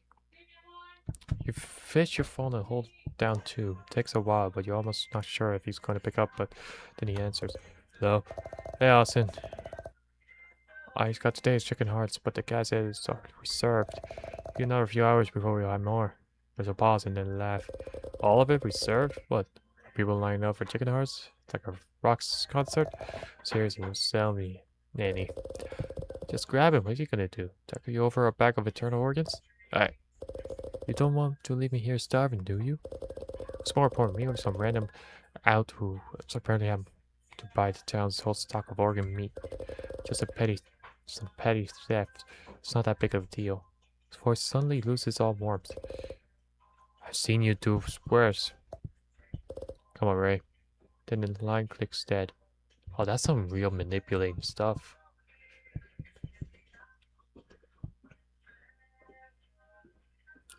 You turn your head back to the case. The chicken heart are right there, piled in a neat, glistening mound, perfectly sized, shining with a sheen of blood. You know you could wait. You could leave and come back in a few hours. Or you could take them now. No one's watching. The counter should be easy to hop over.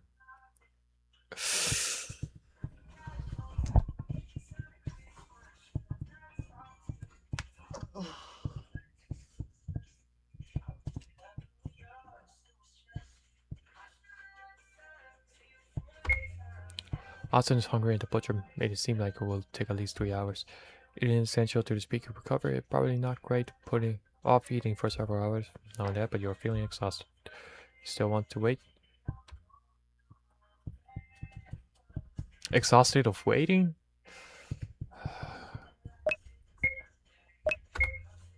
Kai, you probably won't be able to come back here for a while. Worst case scenario, he could file a police report. No. It's not worth it. Just, I'm waiting. Skipping breakfast would be great for him, but it's not like you'd kill him to wait. There's some snacks at his place besides you told me he knows. Shout at the back door. Sir? You hear the creak of the door opening. The butcher pokes his head in the building. So what you gonna do? That's how I wait it out. Need the money to pound for chicken hearts and my phone on piece of paper. You can call me when it's ready. Alright, thanks. See you later then. Climb into the car, shut the door. For a moment you sit there, stare at the wheel, weighing your options. You don't want to take a parking spot. You're not going to be actively shopping, so you go back to the car and pull away from the curb. After a few blocks, you find a stretch of road where tall oaks line up the sidewalk, their shadows stretching across the asphalt. You ease the car under the shed of one, kill the engine, and roll the window down to let the breeze touch your face. What should I do for 3 hours? What's up, man? I've been sketching out plans for a little place out north. We'll have a solar array, rain collection, everything built from scrap. Give me a year or two and I'll be out there. Alright, catch you later then. Come back anytime. Sure, with conversations that didn't exist.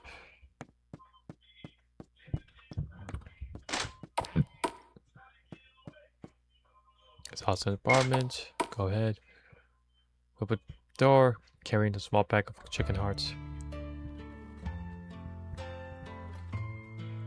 Austin's sitting at the table, arm crossed. He's tapping his fingers with a rhythm that hinted an impatience or frustration. His hair is tousled, a straying falling over his forehead, and his eyes snap at you. Golly, you took your sweet time, huh?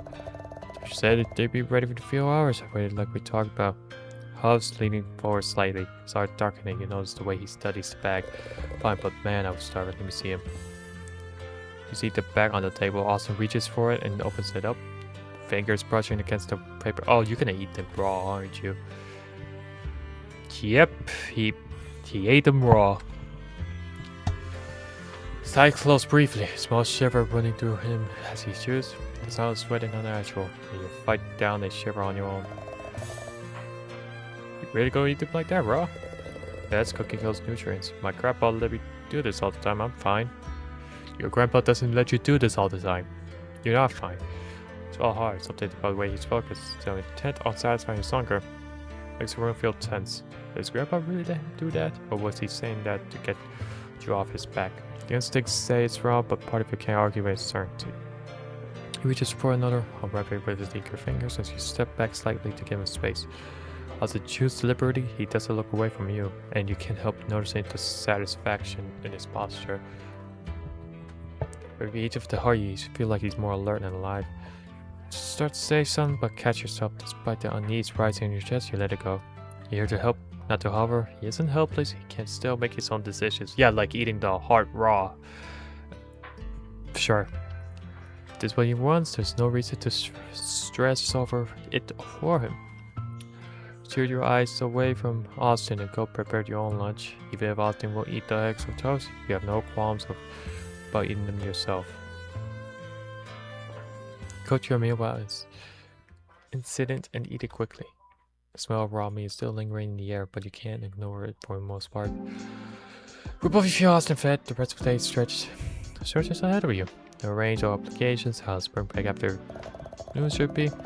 To walk around, get some fresh air. Clean up to it, you could go to the rooftop for a bit. He thinks about it for a second and then nods. Nice. Both shoes. Go to the rooftop. Despite his fall earlier, he seemed to be a lot steadier now he's eaten. Austin points to the top of the door frame. The landing keeps the key to the roof up on the ledge door frame. Feel around the top of the door frame. Once you find the key, you unlock the door. Two of you climb carefully to the stairwell. The air is cooler up here. Brush it to catch your face with a faint but refreshing spring breeze. On the 5th floor, you can see the street below, trees lining the sidewalks. The leaves swaying lazily and the occasional car crawling past. The town isn't too busy. There's a steady rhythm in ordinary life. It's comforting. It's been a while since the last day you've been up here. It's like the owner has started growing some plants up here at some point. Not exactly the most exciting view, but I'll take it. Be staring at your ceiling all day. True, the ceiling is only with the cool water stains after all. Yeah, I guess so. Anyways, you got thoughts on what you want to do for dinner? Dinner talk already? Also last leans against the edge, eyes on the horizon. You could give me another pound if you had me demolish it. A pile of hearts was enough for you? You're extra surprised I'm a grown boy. For a while, the two of you sit there side by side, watching the world below. If you say much, the silence feels natural. Eventually, you head back inside, and Austin suggests a game. No checkers. Maybe a little bit more drama. A chess? Oh, we're playing chess. Okay.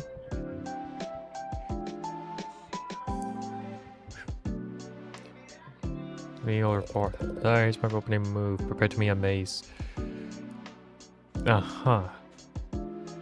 Slow clap. Very impressive, Mr. Samsa. Must require great effort to move a single pawn. You just don't understand my genius yet. It involves instinct and raw talent. You ain't just making shit up as you go. That's the point. You can't predict greatness.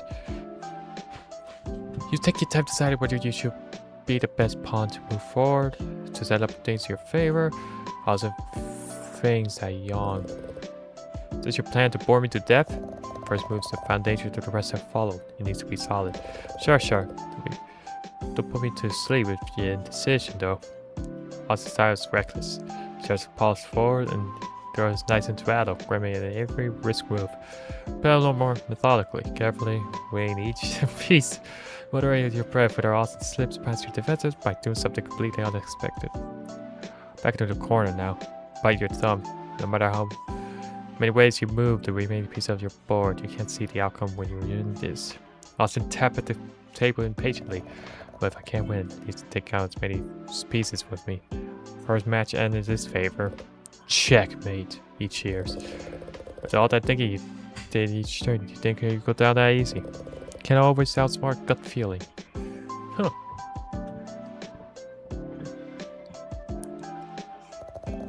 Just rusty as all. You won't be lucky next round. You do realize the game isn't over again. Confident, are we? Oh, cute. You give up now. No shame in cutting it short when you can't win. Nah, I won't be throwing it out so easily. I just gotta feel it out. He picks up Pete and, to your horror, he goes for a spot that you have completely left open.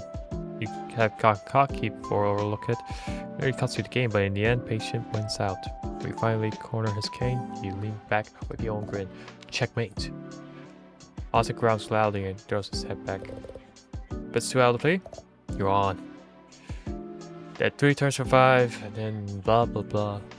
When it snaps out loud, embarrassing growl in your stomach. Look around, realize the sky is darkening into evening. Glance towards the kitchen. Hungry? I'll take up a grabbing roasted chicken from the store and a bag of microwave rice. Austin shake his head casually. No, I'm good. Those starch were good enough for me. Alright, but don't go complaining with me when you want a midnight snack. Instead, you rummage through the fridge and find roasted pork dumplings. Simple enough, you chop into the pot with a steamer and let them boil water cook the dumplings to perfection. Just pop back in the cupboard and scarf down your meal. Austin leaves his weight over, helping him rest on the table and rest his face on the hand. You know, you take such good care of me, Riley. I think it feels good as I do without you. Glad I can help. It's the least I could do. Austin smiles you along. Crashing. It's been a good day. We'll have one indulge in the rock night.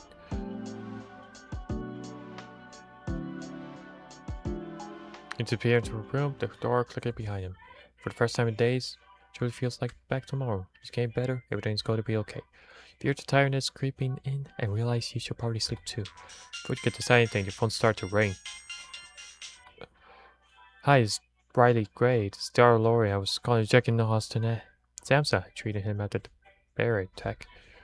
Yeah, I nearly forgotten. She had mentioned following up today. Oh yeah, he's been doing a lot better. Again, walking around. He's been alert, like himself actually. That's good to hear. Any fever, swelling, pain, or confusion? No, none of that. He seems a little out of it yesterday, but he's looking better today. He seems good. Glad to hear about it. If any changes, if it's slightly to hesitate to bring him back in, okay? Sometimes these things can take a turn after a few days. Yeah, I'll keep my eye out. Hang up the phone. You can stay here. Stretch out the couch, ready to be there if he needs you. I go. No. I'm gonna be here with him. He's my brother. You wake up. Time to check on Austin. Alright. First aid kit. Oh.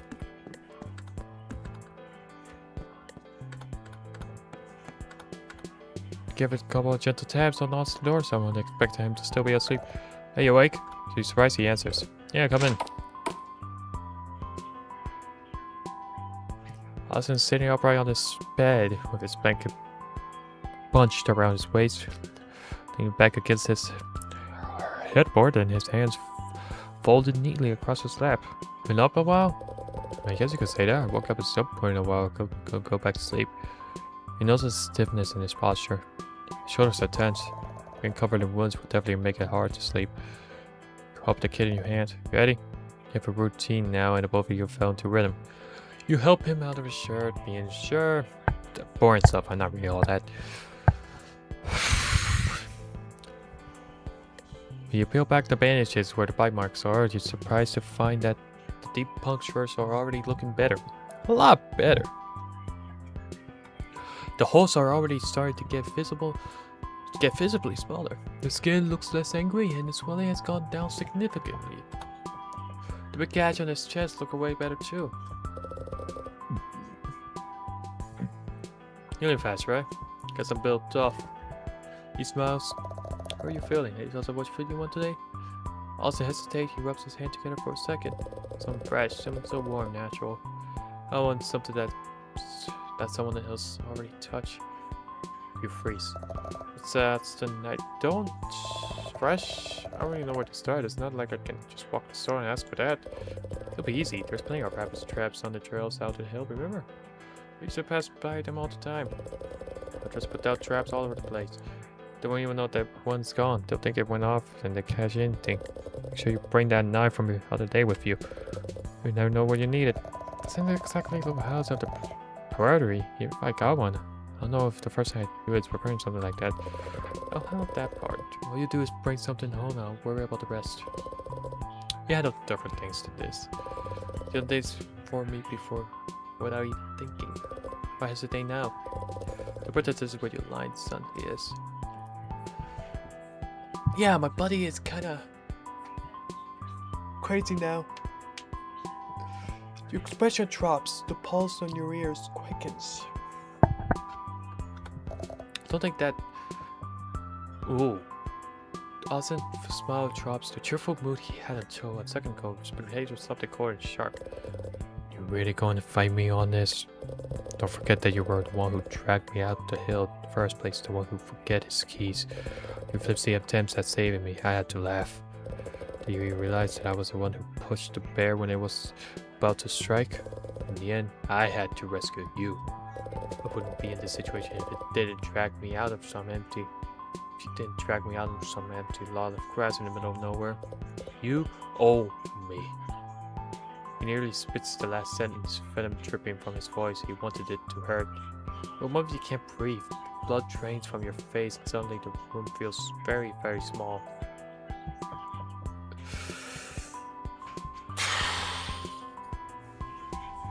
He always knew where to hit you the hardest. You step back from his bed, trying not to let it slip how shaken you are. Hands grip tightly at the first aid kit, you swallow hard. Alright, I'm sorry. Voice come quieter than you hoped, almost breaking. Put the kid away ahead. Out, trying to get some distance between yourself and the voice inside his mouth. You leave the apartment and pull into the nearest drive-thru. You barely taste your breakfast as you head towards the woods. I can't believe I'm going back out there. I don't think anyone's found that bear yet. What if I run into it? Bears aren't the only wild animal up there either. Well, boar too, I remember. We were often mentioning once that more people died to boars than sharks. Maybe I should go back to the butcher and ask if he can give me something fresher. Thanks for a while, but the man finally picked up. He asked if he can help. If you say he doesn't know where you could get something like that by the end of the day. Thank you for his time and hang up. You buy your leg with look into your rear mirror. Tell us shrink in the distance behind you. And with that, confidence that you keep up on this off. Oh, you know what I'm looking for. I'm not supposed to do. Crawl around, search for rabbit trails. Also, though who knows the animals, it'd be easy for him. He always seemed to be something trouble at school. Nice he didn't want to go home. He always came for me. I like that. I like the feeling that I could fix things. So why does it feel like I'm struggling to keep up? Also was out there for several days without food, water, shelter, starving, thirsty, cold. Now he's counting on you to take care of him. Interesting. You hold on to that as you drive, pushing down the fear that clawing at you in the back of your mind. Make it out of the forest, Austin mentioned. You exit your car, one final deep breath before exiting. And let's look for it, I guess.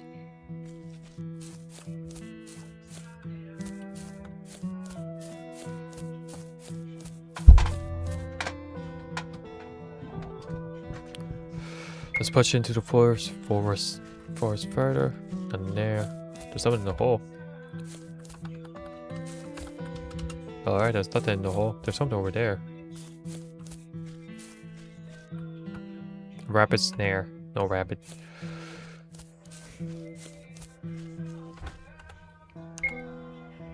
wave through the trees and bushes, small twigs snagging through trees. The narrow forest makes you feel like it's funneling into your specific direction. You try to stick into faint trails left by hunters that pass through this area. The only signs that people have seen been here before, even if they're not here now. Result, you find yourself occasionally running into areas that are too dense to walk through. Paths you thought could lead somewhere promising cut off abruptly at a slow-moving steam. Those moments you have to break away from the trail, so far you've been able to run your way back to them. At least you think you have. So you hope that the hiker ranger might appear ahead, and everyone will come back to the stench of woods filled as desolated. If the sound of birds tweeting in the woods will make brace of courage, yes, you not hear one single chirp. The forest feels emptier than ever. The number of rabbits you've encountered is abysmal. There's one empty so far, that's it. As I spoke, if the place was overflowing with rabbits, stuck and trapped at every twist and turn, you try to reason through it. Ozzy's great-grandfather hunted out here. Ozzy grew up hearing those stories. He would know what's the forest like, wouldn't he? He wouldn't exaggerate something like that. You guys have been here before. You don't really recall seeing rabbit traps like he said. He wouldn't send you out here to chase a lie. Unless... No, that's insane. He wouldn't do that to you. Thoughts slipped back in anyway. If he knew there's nothing to find, what does he think I was going to bring home? What did he expect me to do, hunt something down myself? You shake your head, try to dismiss the idea before it roots itself too deeply in your mind. Suddenly your foot snagged onto the moose-covered root, and you crashed forward dirt and leaves. You groan in pain, or replies as a low growl of boar in the distance. Push yourself to try to ignore the ache in your chest. Duh! There it is! I found it! It's a rabbit snare. Rabbit caught in a loop. Body tank sideways against the ground, the wire trinket is neck. Oh, let me. I thought I'd never see a rabbit out here. I'll genuinely take attention to this fair. Body is cold and rigid.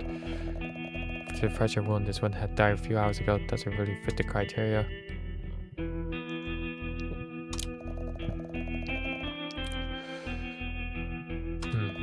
Better go in with nothing. I need to look for something warm and alive? I guess.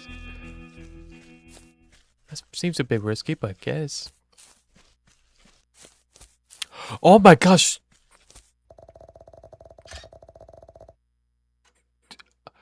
I just noticed my camera died, but I just noticed that there's eyes in the trees.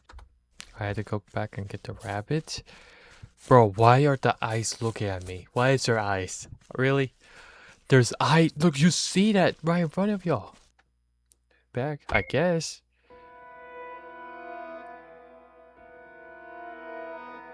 You must have made a wrong turn somewhere, because this is not the path you took to get there. The bear lies burrowing in the cleaning, his massive body twisted grossly. The stench of damp fur, decay fills the air, making your stomach church. Looks like the same bear from last week. His eyes are wide open. It looks like they're pulsing in the light somehow.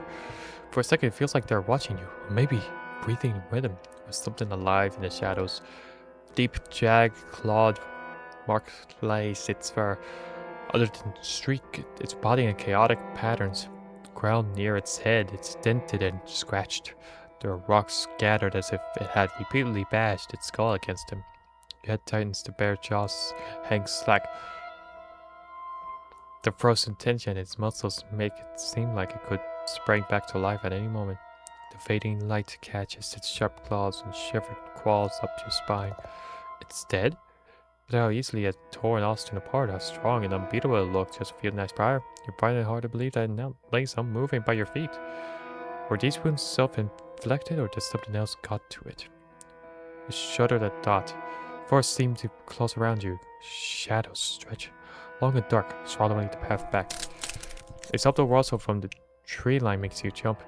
Daylight is fading quickly, panic and rise. You don't want to be here alone in the darkness. While you thought you'd turn and bolt for your car, branches snap underfoot. Everything instinct screams to get out of this place. The road stretches ahead, narrow and flanked by dark woods. Another car hums steadily a short distance ahead, its tail light and our dim ribbon, or red through the haze. Inside your car, just you and the low thrum of tires on cracked asphalt. I think oh boy, I'm not gonna actually let me keep it to myself, but I think it's a good chance that either Ilya got to him, or somehow the bear scratched himself to the point where Alien goes to the next victim, which is why he also has the scratch. It feels strange. Driving down this road out Austin in your passenger seat to feel the noise. Either with his snoring after a long way searching for aliens, or with chatter of the first thing that popped into either of your minds. Thought of Austin coiled on your chest, he probably waiting at home hungry, impatient, and angry, more bitter than you've seen him in years. Maybe this has been building since he has woken in the hospital, or maybe longer. Maybe he was right. Maybe it's your fault. You were doing your best to help him, to be there for him, but the rabbit was already cold by the time you had found it. And if that bear scared you from spending any more time in the woods, you come back empty-handed, and the thought of telling you that gnaws you. If Austin asks, what the hell are you supposed to say? Drive your car as if it was autopilot. Highway pauses lowering you in the rhythm of the road. You almost forget the outside world. Until the car whose path is steady and true sharply swerves sharply other side, tires skid across the graveway and grabs before finally stopped. Stamp the brakes. The lane, illuminated by the headlights, a deer lies spiraled across the asphalt. The body is half in the crashed shoulder. Oh, that ain't that convenient. You need a warm body. Hey, I got a deer. Body is twisted in an awkward angle. Fresh blood streaked across the asphalt, glistening in the light. Person's car is angled in the ditch. Hood dented and windshield cracked with a spider web of lines. Steam hisses from the radiator. You hop out of the car and jog lightly in the door. The car hammering. The driver of the car opened his door. His weary, middle-aged man. He rubbing his forehead and looked wide-eyed. Damn, that thing came out of nowhere. See that? Nearly totaled my car. You right? Yeah, just scared the hell out of me is all. I need a tow, but no broken bones. Thanks for stopping, kid, but I can handle it from here. Man pulls his phone and starts making a phone call. Gage drifts back to the deer. You can tell by the snore. Antlers are beginning to branch that is an absolute buck. His chest rises in a falling shadow. Twitching spams. Fine dark hairs stick. I'm not reading all that, to be honest. My throat hurts and I don't want to read that either way.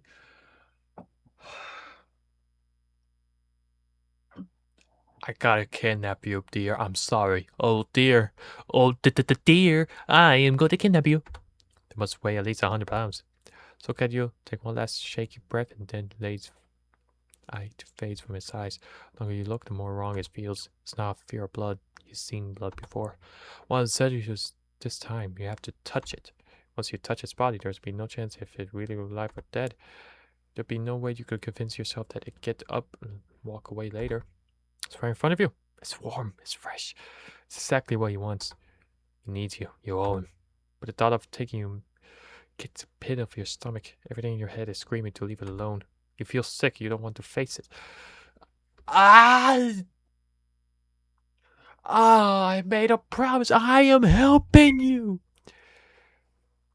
You run over to your car, pop the trunk, returning. You bend the knee and roll the bucket aside. You hook your hands under his leg and pull. Doesn't budge. The deer is heavier than you thought, far heavier. You grit your teeth and try again. The smell of blood clings in your hands, coat your shirt and jacket. Your arms trembled. No matter how hard you strain, the body won't move. You collapse on the asphalt, chest heavy and striking the animal's blood. It's no use. You can't do it. You're too weak. In the end, you slam the trunk shut and drag yourself back to the wheel behind. Drive home feels useless. The smell of blood is still on you.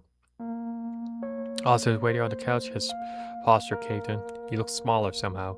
He looks up to you with tired eyes, rimmed red from exhaustion. Where the hell's the rabbit? Don't tell me you came back with nothing. There weren't any fresh ones. Why are you covered in blood, Ben? Found a deer. Okay, so where is it? It's too heavy, Austin. I'm trying to swear, but I couldn't lift it.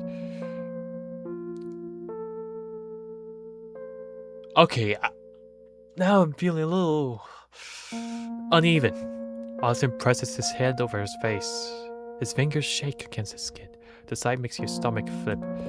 You left it? You let me start it because you weren't strong enough? His words sting, but what you really hear is a tremor in his voice. He's not furious, he's frightened. It's alright, try tomorrow, I'll do better. Austin lowers his hand, his expression is sharp, but his body looks ready to fold on itself.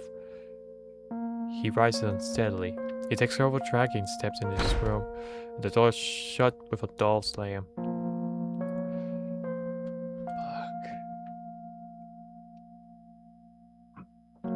You stand there for a long moment.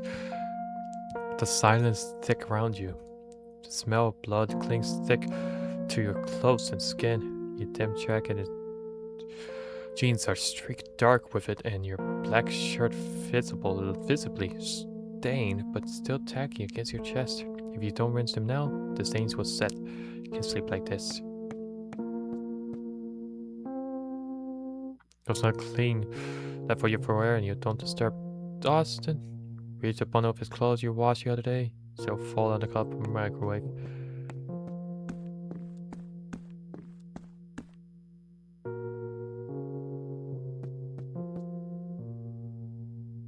Drag yourself to the bathtub with faucet. The tub fills as you strap off your jacket and jeans.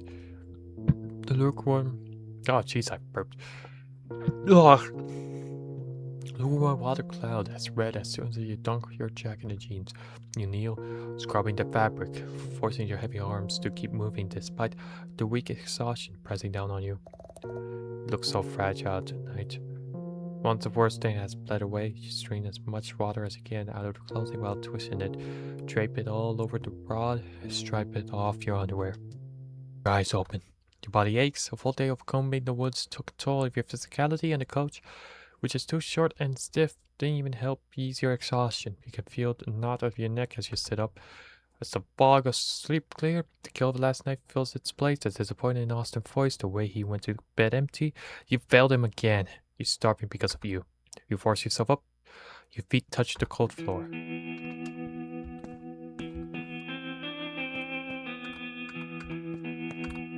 Take a deep breath and knock the door. Austin, I'm here.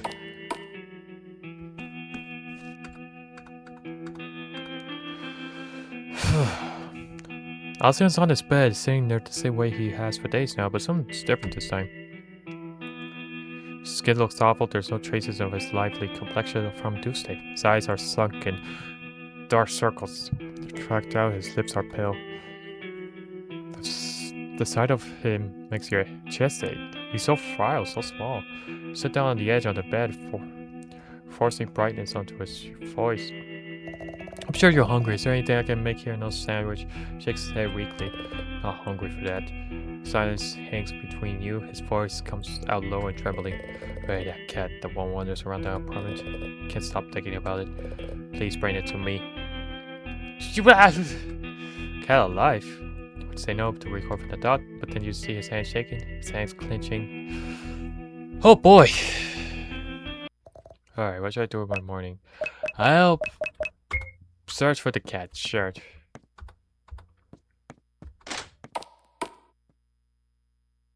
Went to F. Oh my god, you go fast. What the hell? Where are you? Maybe storage. You try to reach his cat right now, but you probably shouldn't let him see you.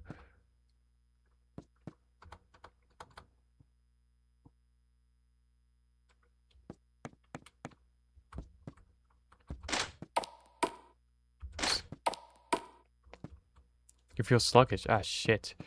No. I tried to catch the cat. No.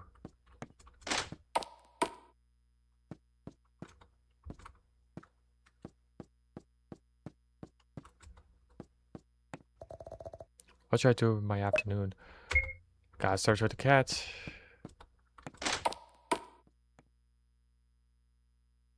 Went inside. There's an axe. I could use the axe. Holy shit. Better axe at the dusty emergency case. The wooden handle looks worn out. The lady might not have brought a new one yet. You should leave it alone.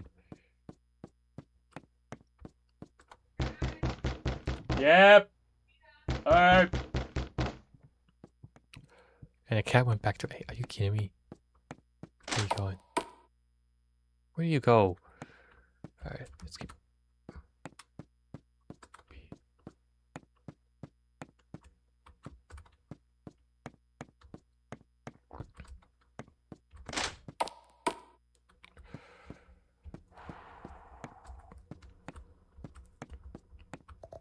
What should I do with my evening? I can't make any other choice.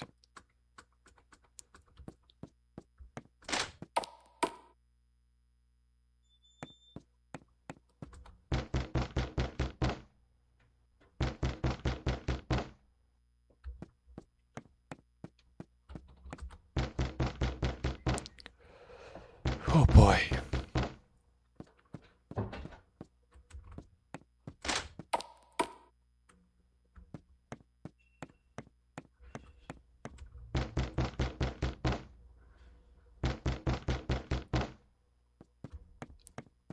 Bitch.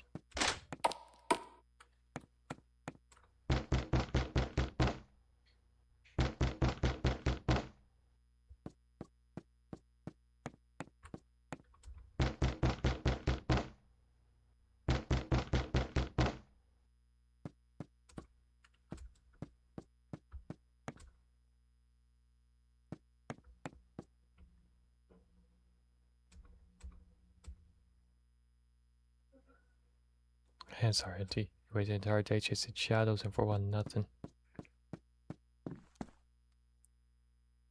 Austin's where you left him. Oh boy, I'm not. Hold on. Let me save real quick.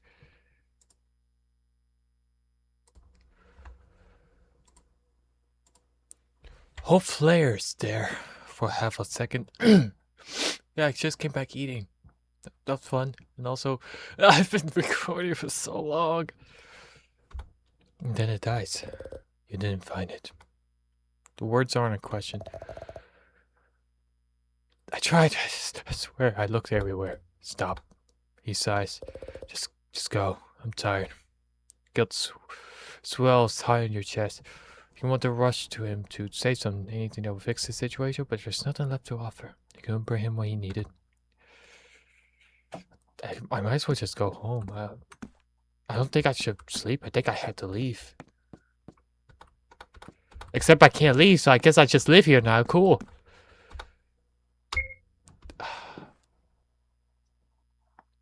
Bro, he's going to eat me. I think he's going to eat me. Somehow, You toss and turn for a bit before falling asleep.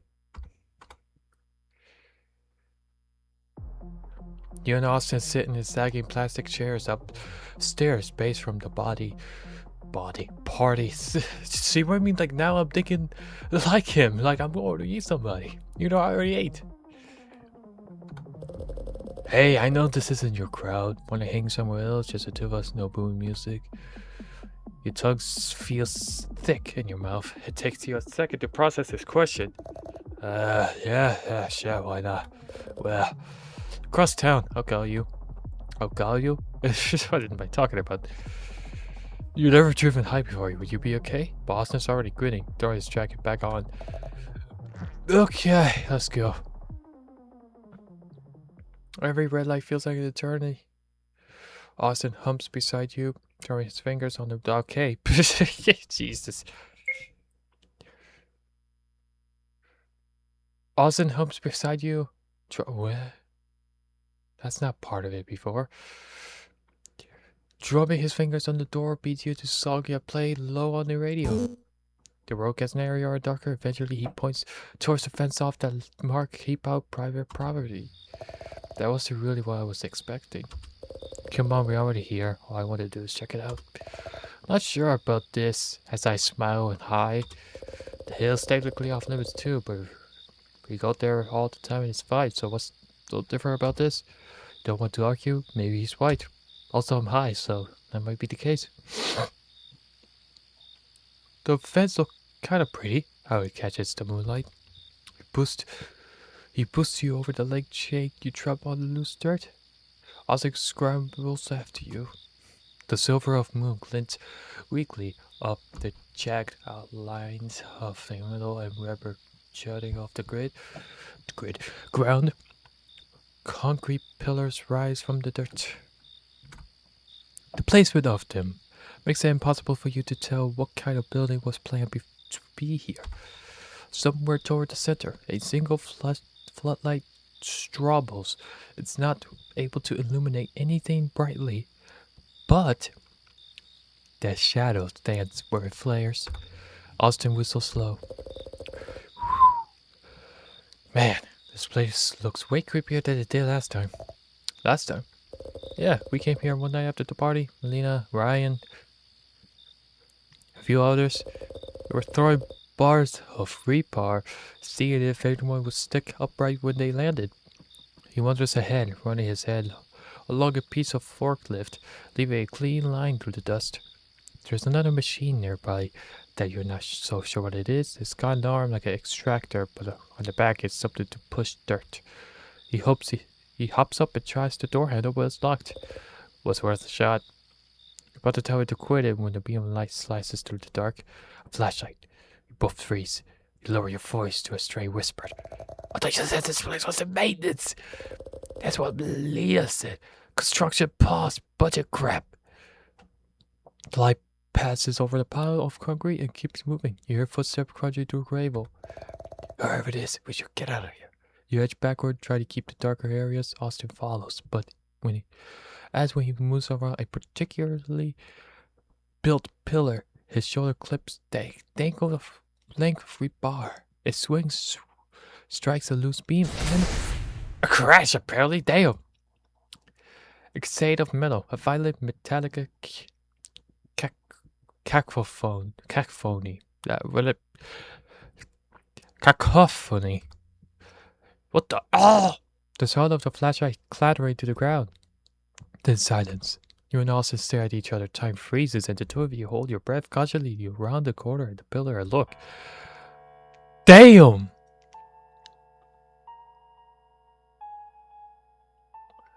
Well, rip the guard. His fallen flashlights rolled enough to illuminate his chest where you could see the spreading pool of blood. Ooh. His head twitched once, then stops. Austin lets out a choke sob. Oh my god, is he dead? Did I kill him? Oh, that's why.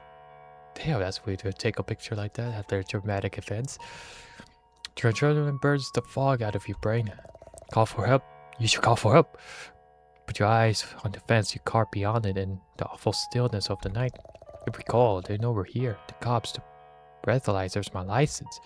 Austin paces, mutters. You keep saying you didn't mean it. Both high.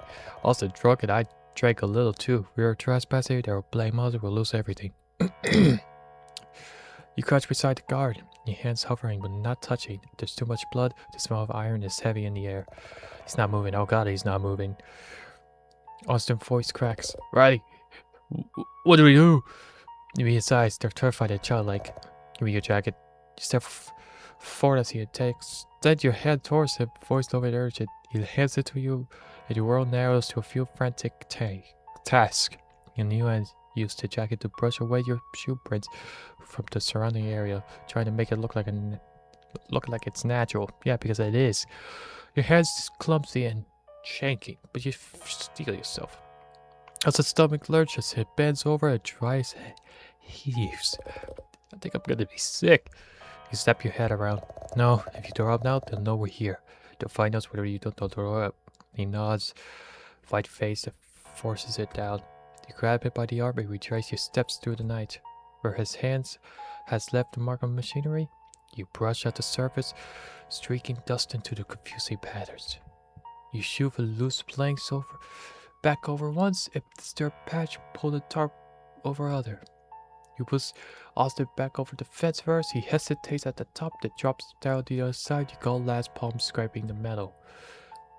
If you speak until them cars moving, you keep your headlights off until you're on the main road.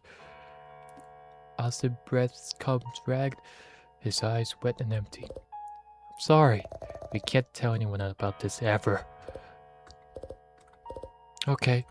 Yeah, okay. I see why he's saying, oh, why did he keep this picture now? Oh, somebody's dead. Somebody died. So yeah, that sucks. You jump upright, heart hammering, the sound of metal still ringing in your ears. I really feel like you were back there. The stink of wet dirt, the flashlight beam cutting through the dust, and Austin's voice frail and breaking. The ceiling swims into focus. You used to check the news every morning, local section first, and the obituaries. Every day you brace yourself for the headline that never came. Burger found dead in late night accident, the police suspect foul play. Nothing ever show up. Not that week, not the next. You keep looking away. Maybe a part of you wanted to be punished. Maybe you still do. Anyways, let's check out my friend.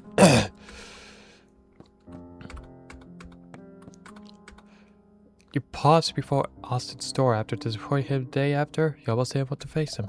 I tried my best to take care of him, but this wasn't enough. Despite your reluctance, you pushed through the door. As you're leaning back to his harbor, you can tell that just looking at you takes an immense amount of effort. Damn.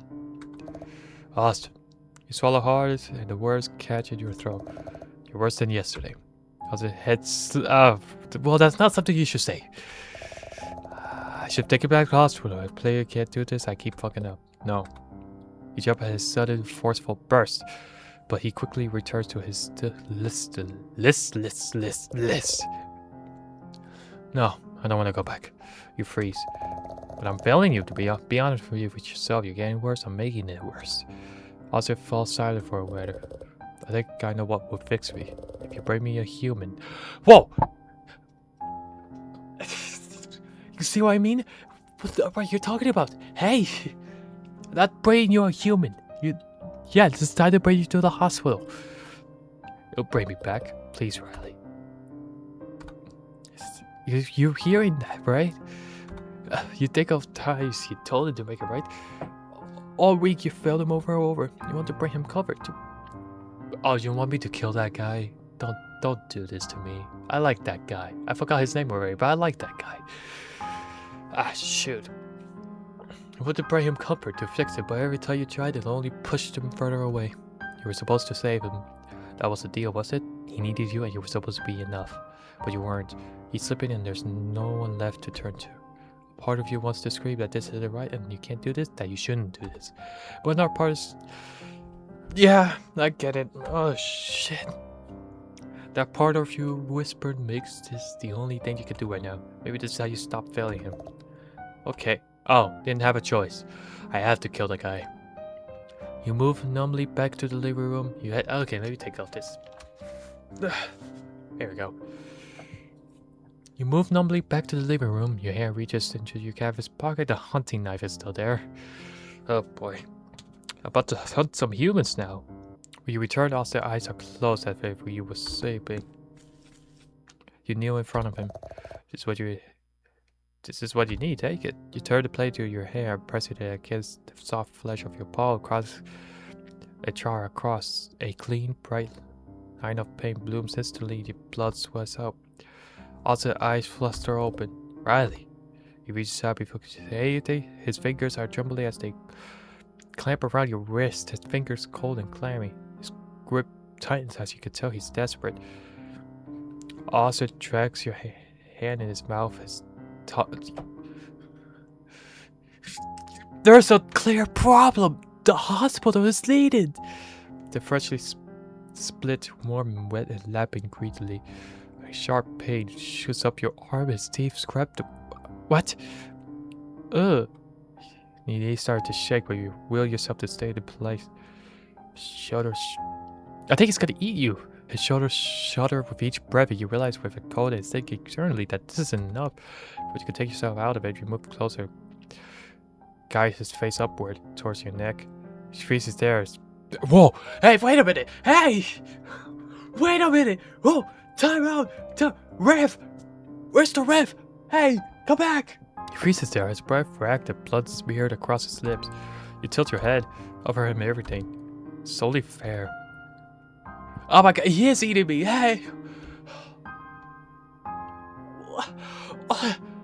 What is this thought process? Oh.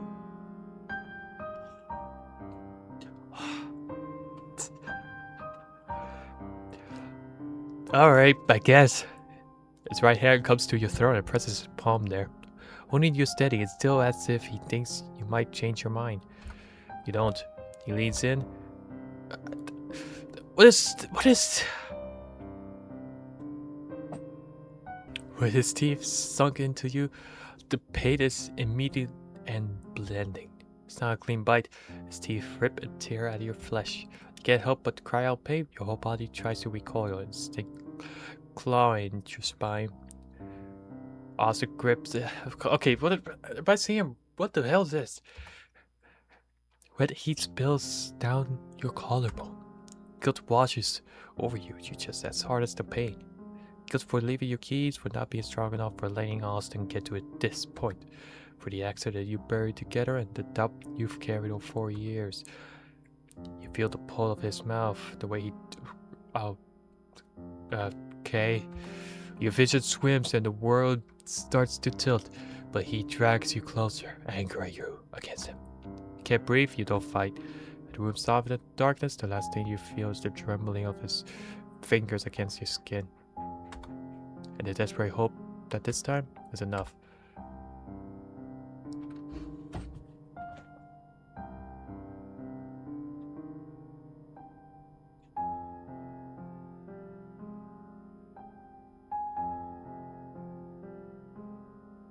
That was Take Care of It. That was a very tragic story. My decisions didn't exactly help with anything. Not only I didn't have a choice to like, hey, maybe I should kill someone. Oh, you got the knife. Okay, yeah, I get it. I'm sacrificing myself. Was he getting controlled by an alien? That's never explained. Jesus. Ah, man. Wow. I